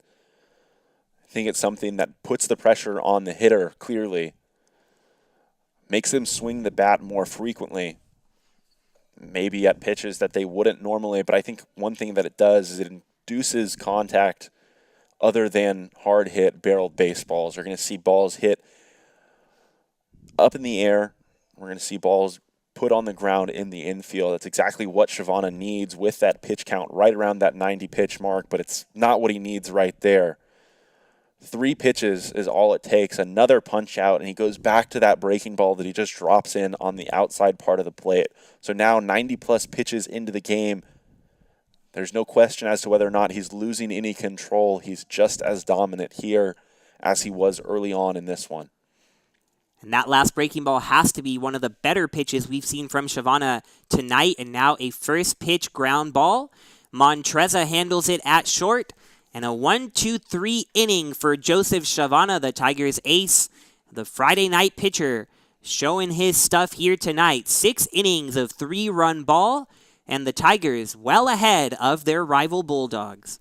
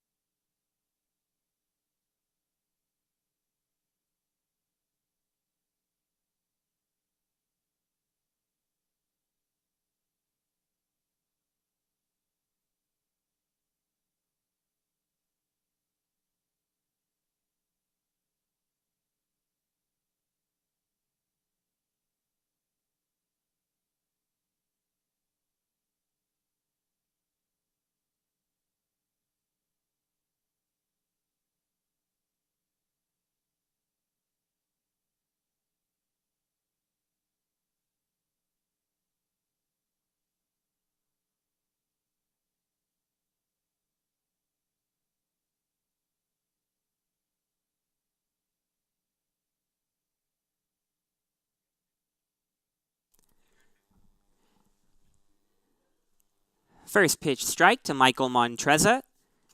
Paco Medina remains on the mound after coming in with the bases loaded in the bottom of the 5th, just 1 away. But Medina was able to get out of the inning with no further runs allowed. So the freshman gets the opportunity to face Montreza. The shortstop 1 for 2 tonight.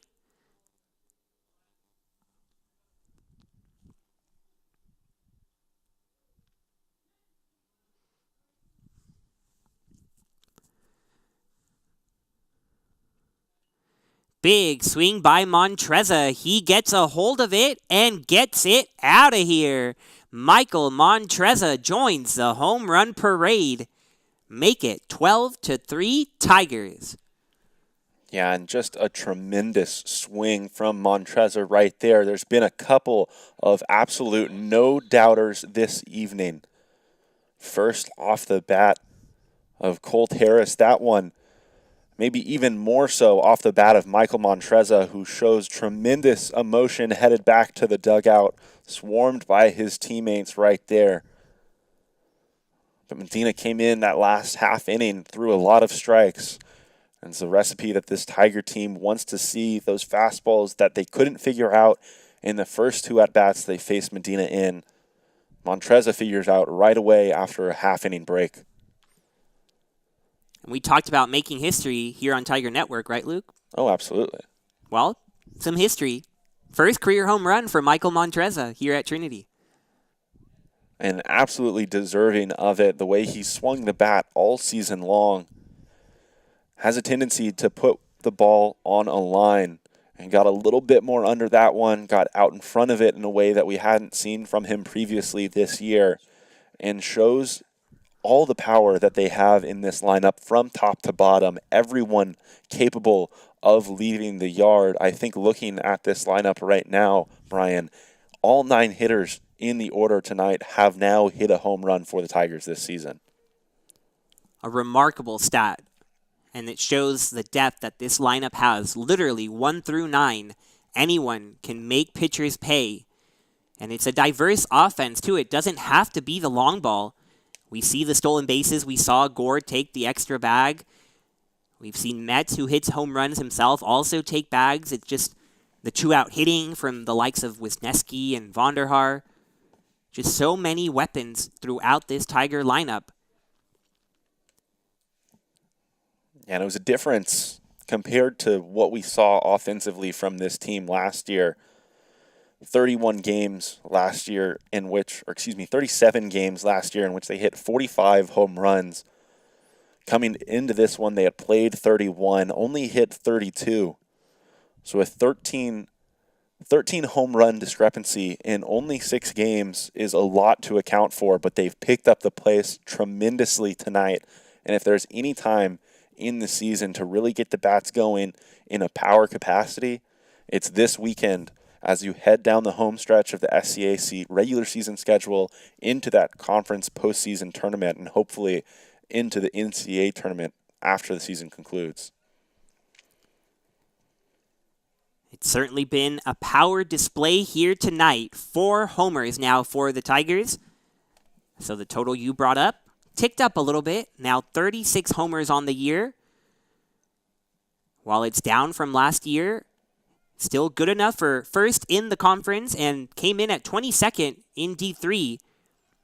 So some good power numbers and some good speed numbers. Metz, he felt it. I'm telling you, he knows Ezra Gore took 2 bags, so he has to creep a little closer in that race. Yeah, and you know, or I guess I know that you talked to Ezra Gore earlier this season, not thinking that he would be cognizant of some of the statistical categories, but he was. And I'm sure because of that, he's made some noise in the dugout. MJ Metz, I'm sure, hearing that and responding quickly with another stolen base here on the evening for Trinity. He certainly is aware. And I think now that I retract that statement, I think they're very aware of their personal stats. But it's hard not to be when you're all doing so well. Why not check the box score when a team has 12 runs on 12 hits and you're beating your biggest rival by 9 in the biggest series of the year? Yeah, and I think what you mentioned there, 12 runs on 12 hits, has been the ultimate recipe for success for this Tiger team this season. It's something that's really come out in more recent games. Early on this season, I know it was something this coaching staff was not happy about, the number of runners that were left on base, but now the Tigers operating incredibly efficiently.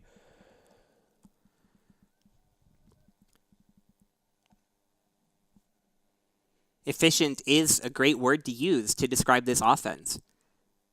They just seem to do it so quickly, so effortlessly. Didn't pronounce that word effortlessly, apparently. But you just turn around and you see runs on the board, double digits. Yeah, you're absolutely right about that. I look back to the first inning here today. It was an inning that altogether, as we recall, saw 7 runs scored, but it took less than 30 minutes. Traditionally, when you see that many runs scored, as Ezra Gore sends that one into the air, but it'll be Dahl out there in center field who gets under that one to record the first out here in the bottom of the 6th. Typically, when you see 7 runs put up, you're going to see a long inning, 2 long half innings, 25 minutes apiece. But instead, we saw 2 half innings that were about 15 minutes apiece because of the long ball, which the Tigers have used or taken advantage of now in several innings after the fact.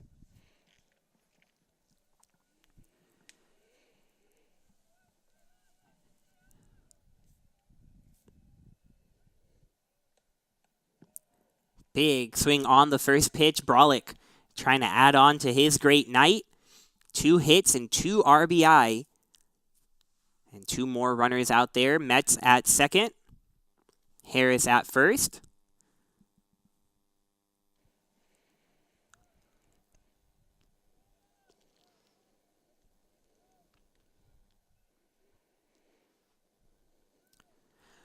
Ball in the dirt, blocked by Philippus. Luke, you led off the game by talking about the two matchups that the Bulldogs and the Tigers had in the regular season last year. No real series like we have this year due to that COVID schedule and the cancellations. But they did end up meeting in 3 big games in the conference tournament up in Cleburne. And the Bulldogs came out on top. They were the conference champions. But not only that, the reason I bring it up at this point is just the shocking nature of this lopsided score. Those 3 games were some of the wildest games people around here have seen in quite a while. And of the last 5 games that TLU and Trinity have played, 4 of them have been decided by 1 run. So we expect close, tight games from the Bulldogs and the Tigers. We're just not used to seeing a score like we have here. Yeah, certainly an outlier that we have on our hands this evening. And you have to wonder how it's going to impact the rest of this series. When you're playing tight games consistently, games decided by 1 run, I think that feeds into the competitiveness. But what happens when a team jumps out to a 9-run lead like the Tigers have today, and again, aren't showing signs of letting up on? They have the potential to go up by double digits here in the bottom of the 6th inning. How does that impact a game that's going to happen tomorrow night? How does that impact a game 2 nights from now? I think that for this Texas Lutheran team, certainly an advantage that they're split up over 2 days, right? Something that we've talked about on the broadcast previously is, one, the difficulty of playing a doubleheader, the toll that it takes on you physically. But in addition to that, the way that one game and the impact or the feel, the mood of that can carry over to the next, I think it's something that we've seen time and time again go the way, the favor of this Trinity team this season. The Tigers have shown an ability to win games of all types, but their favorite types of games certainly do seem to be these high-scoring affairs. When they get into double digits, they win. It's that simple. Last year, it wasn't always the case. The pitching not as strong at times. So there were some games that they lost when they reached double digits. But so far this year, when the Tigers score at least 10, they are 18-0. And they're looking to make it 19. And Nathan Brolick, a huge part of it. He splits the left center field gap. 1 run already across. On his way home is Harris. A play at the plate. Harris called out. Philippus applies the tag, but still the Tigers now up double digits, 13-3. Yeah, and again, a great at-bat from Nathan Brolick. Not much more to say. We've heard it all. He's hit the ball the other way. He's pulled it. He's hit it out of the park.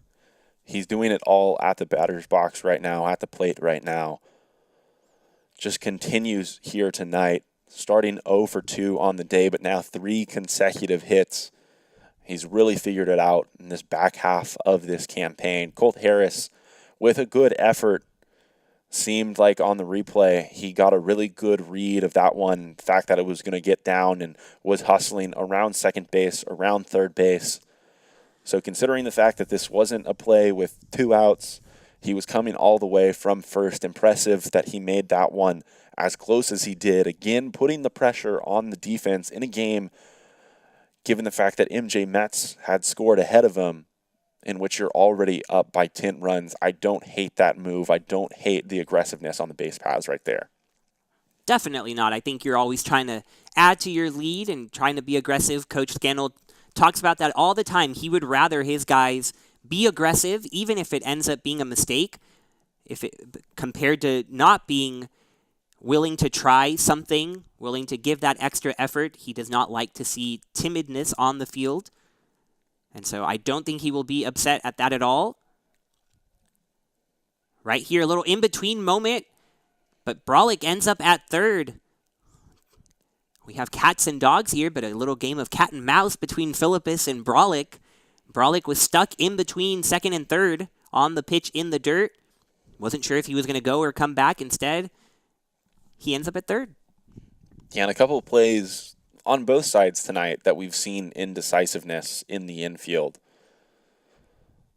Go back to Montreza, what looked to be a possible double play ball in the infield when he doesn't come away with any out early in the game. A play at the plate where Philippus tries to apply the tag before he has the ball secured. The same thing right there for him, trying to throw the ball down to third base before he has really secured it, has it in his hands.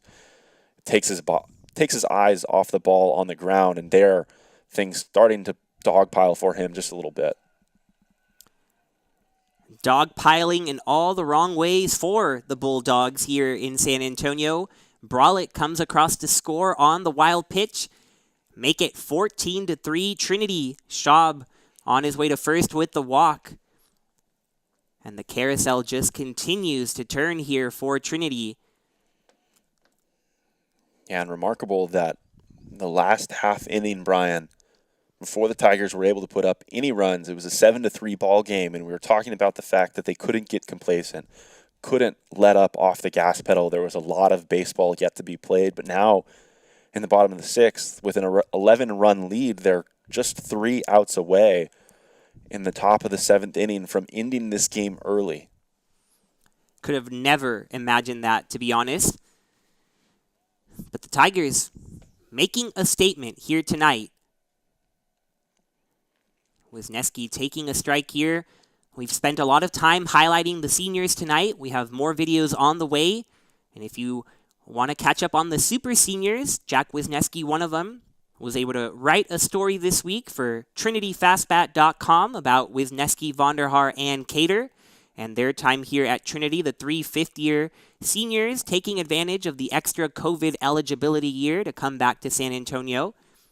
And Wisniewski, with a remarkable journey here to San Antonio, was told to not necessarily come to Trinity. Coach Scannell was honest with him, said there were some young shortstops ahead of him that would play, but Wisniewski decided to come anyway. He's from San Antonio, and he proved the coaches wrong. Scannell telling me in the fall of his freshman year, it was clear Wisniewski was special. He just had those intangibles, that high IQ, the clutch gene, and 5 years later, with no batting gloves on, Wisniewski succeeding and thriving at Trinity.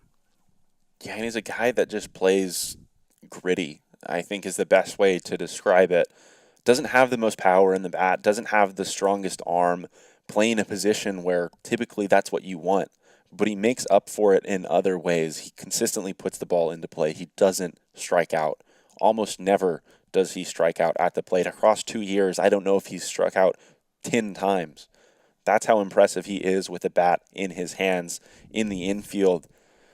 Maybe not the strongest arm trying to throw all the way across the diamond, but he's so sure with the glove on his hand, picking everything, making incredibly difficult plays look easy. And he has such quick hands getting the ball transferred that he gets it on to first base so quickly. And beyond that, it's just the type of guy that he is, one of the loudest in this dugout, certainly a guy that you hope in a position, an opportunity for someone to come back for a fifth year, for that additional year.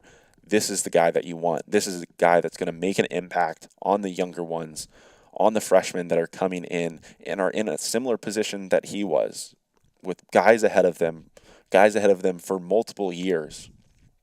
He plays the way that you want those guys to play in the future, and I think it's just incredibly spectacular that he returned for the Tigers this season. It's been a big boost for the lineup, for the defense, but as you said, for the team and the clubhouse more than anything. He brings a great personality, great energy, great fun to every practice and every game. Always a smile on the face of Wisniewski. And his smile over there at first base after the walk, a long at-bat by the third baseman. These Tigers just continuing to grind through at-bats. And it'll draw a visit to the mound by Medina.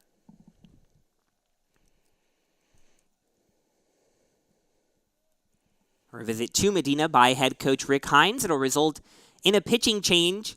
3 runs come across to score so far on Medina, and he's responsible for the runners at first and second. We'll take a quick break on Tiger Network and be back after this.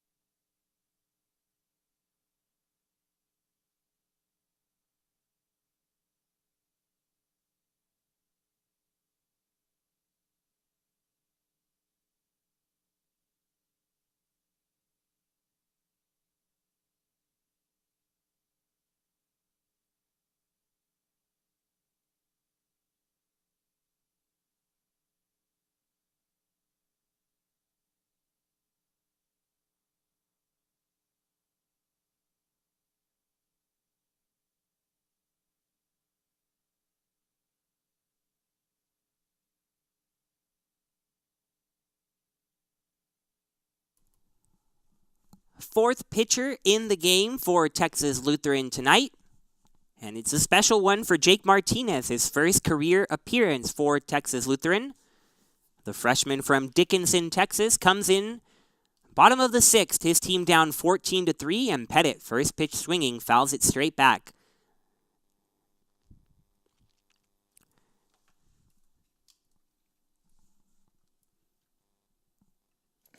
And we've already talked a couple of times here in this one about this pitching staff and who's thrown how many innings.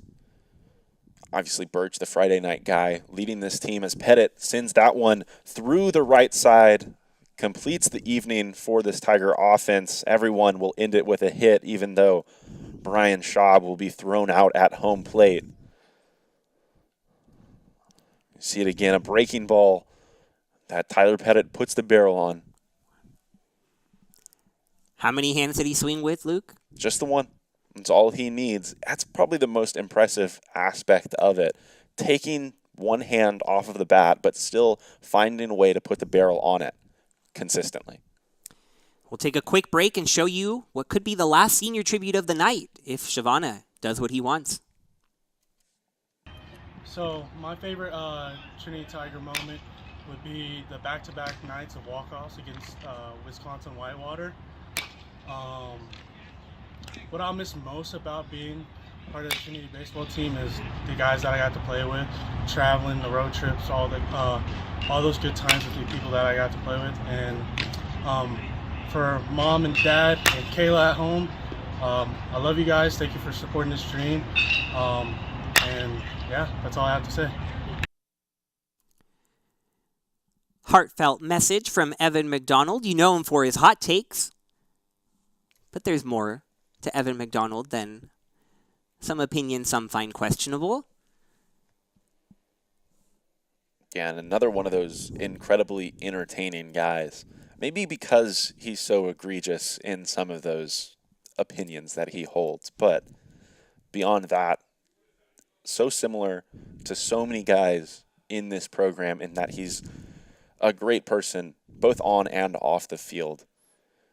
A big personality that I think had an impact, made an impact on this campus immediately in this program.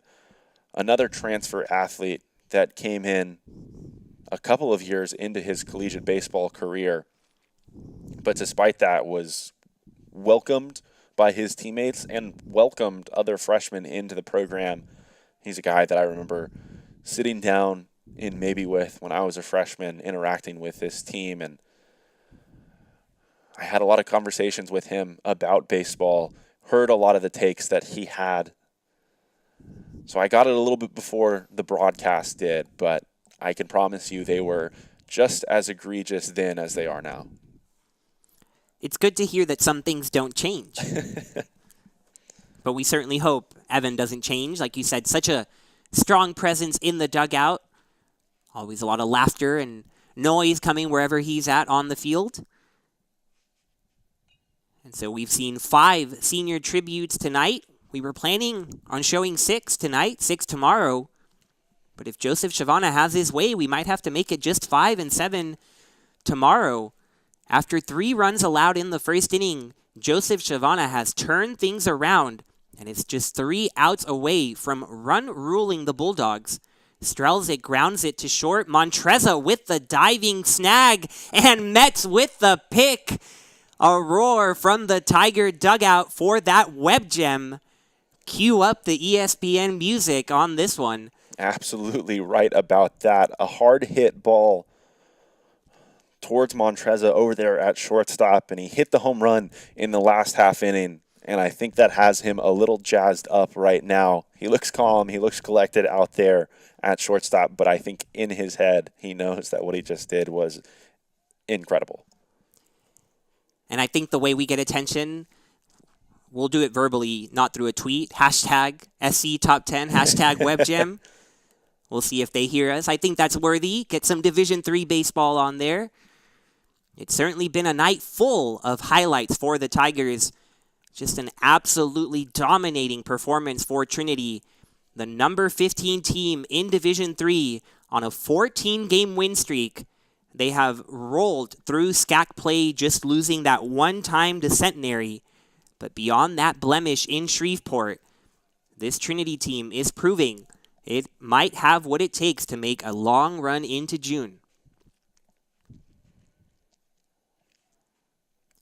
And you know that any long run into the postseason will be dependent on the pitching. Pitching wins championships. And if Shavana can keep pitching like he has been these past couple of months, certainly gives Trinity a chance. Stands tall on the mound, 6'1", 170, and a strike 2 called there on Dahl. I think it's incredibly impressive when you consider the weekend that he had last weekend. You've already talked about it on the broadcast. 12 hits, 6 runs given up, some career highs for Shavana as he throws that breaking ball, another tremendous one in the dirt, too hard to lay off of. That's Dahl swinging over the top of it. Pettit makes a nice strong throw down to first base, and all of a sudden, after a rough weekend last weekend, now facing one of the best offenses in the SCAC just 1 week later, he's absolutely dominated. We look back to that first inning. It was 1 walk and 2 hits that led to this 3 spot. But since then has been absolutely tremendous dealing with the pressure on the mound. We got to talk to him after that first complete game against Dallas of the 7-inning variety, and he credited his pregame music, Ozuna, Maluma, J Balvin, the Latin flair from Shavana. Must have been what he listened to tonight, and it's been a sweet tune for Shavana all night long. He is 1 strike away from yet another complete game, and this one against the TLU Bulldogs. The 0-2 on the way to Capadona, and that one misses just a bit outside. Joseph also told us that his mom keeps score of the game in her book, writes down every strikeout, every pitch, and so she's looking to wrap up another complete game, and hopefully on strikeout number 8, and it is a perfect 8. Complete game number 3. That's tres for Joseph Shavana. And the Tigers rule the Bulldogs. What a tremendous effort here today, Brian. Do you know the 3 things that we got in this one? We did make sure we got a 3 home run in this game, I believe. Out of the 4, we got at least 1. But on top of that, we got tremendous pitching from Shavana on the mound. We got the defense in the field. Check all the boxes. But you look at that line score, again, we talked about it earlier. We'll circle back to it right now. 14 runs on 14 hits. Those 4 home runs. These Tigers taking advantage of situational hitting, doing damage in every single, or at almost every single inning here tonight. Didn't come away with any runs in the bottom of the second, but scored in 5 of the 6 innings that they stepped into the batter's box during. It was a complete performance, and it was pretty much utter domination start to finish. 3 really is the magic number. 3 runs allowed, 3 complete games by number 3, Joseph Shavana. A masterful performance once again from the sophomore from Laredo. He just continues to lead this staff to victory, and it's a big one. We mentioned so much energy surrounding this series, and the Tigers couldn't have picked a better way to start it off. Don't know what there was more of, more runs or hits, or more crawfish eaten by Joe Shotland and Cam Hill out in left field. They said they would bring some down to the broadcast booth. We didn't get any, but I guess we'll have to talk about that next time because there's plenty to celebrate tonight. 14 runs in a 14-3 victory, 4 home runs for the Tigers, and we get to do it all again tomorrow. 7 p.m. first pitch right here on Tiger Network, TLU versus Trinity. The rivalry continues. Thank you to everyone in the control room and working the cameras.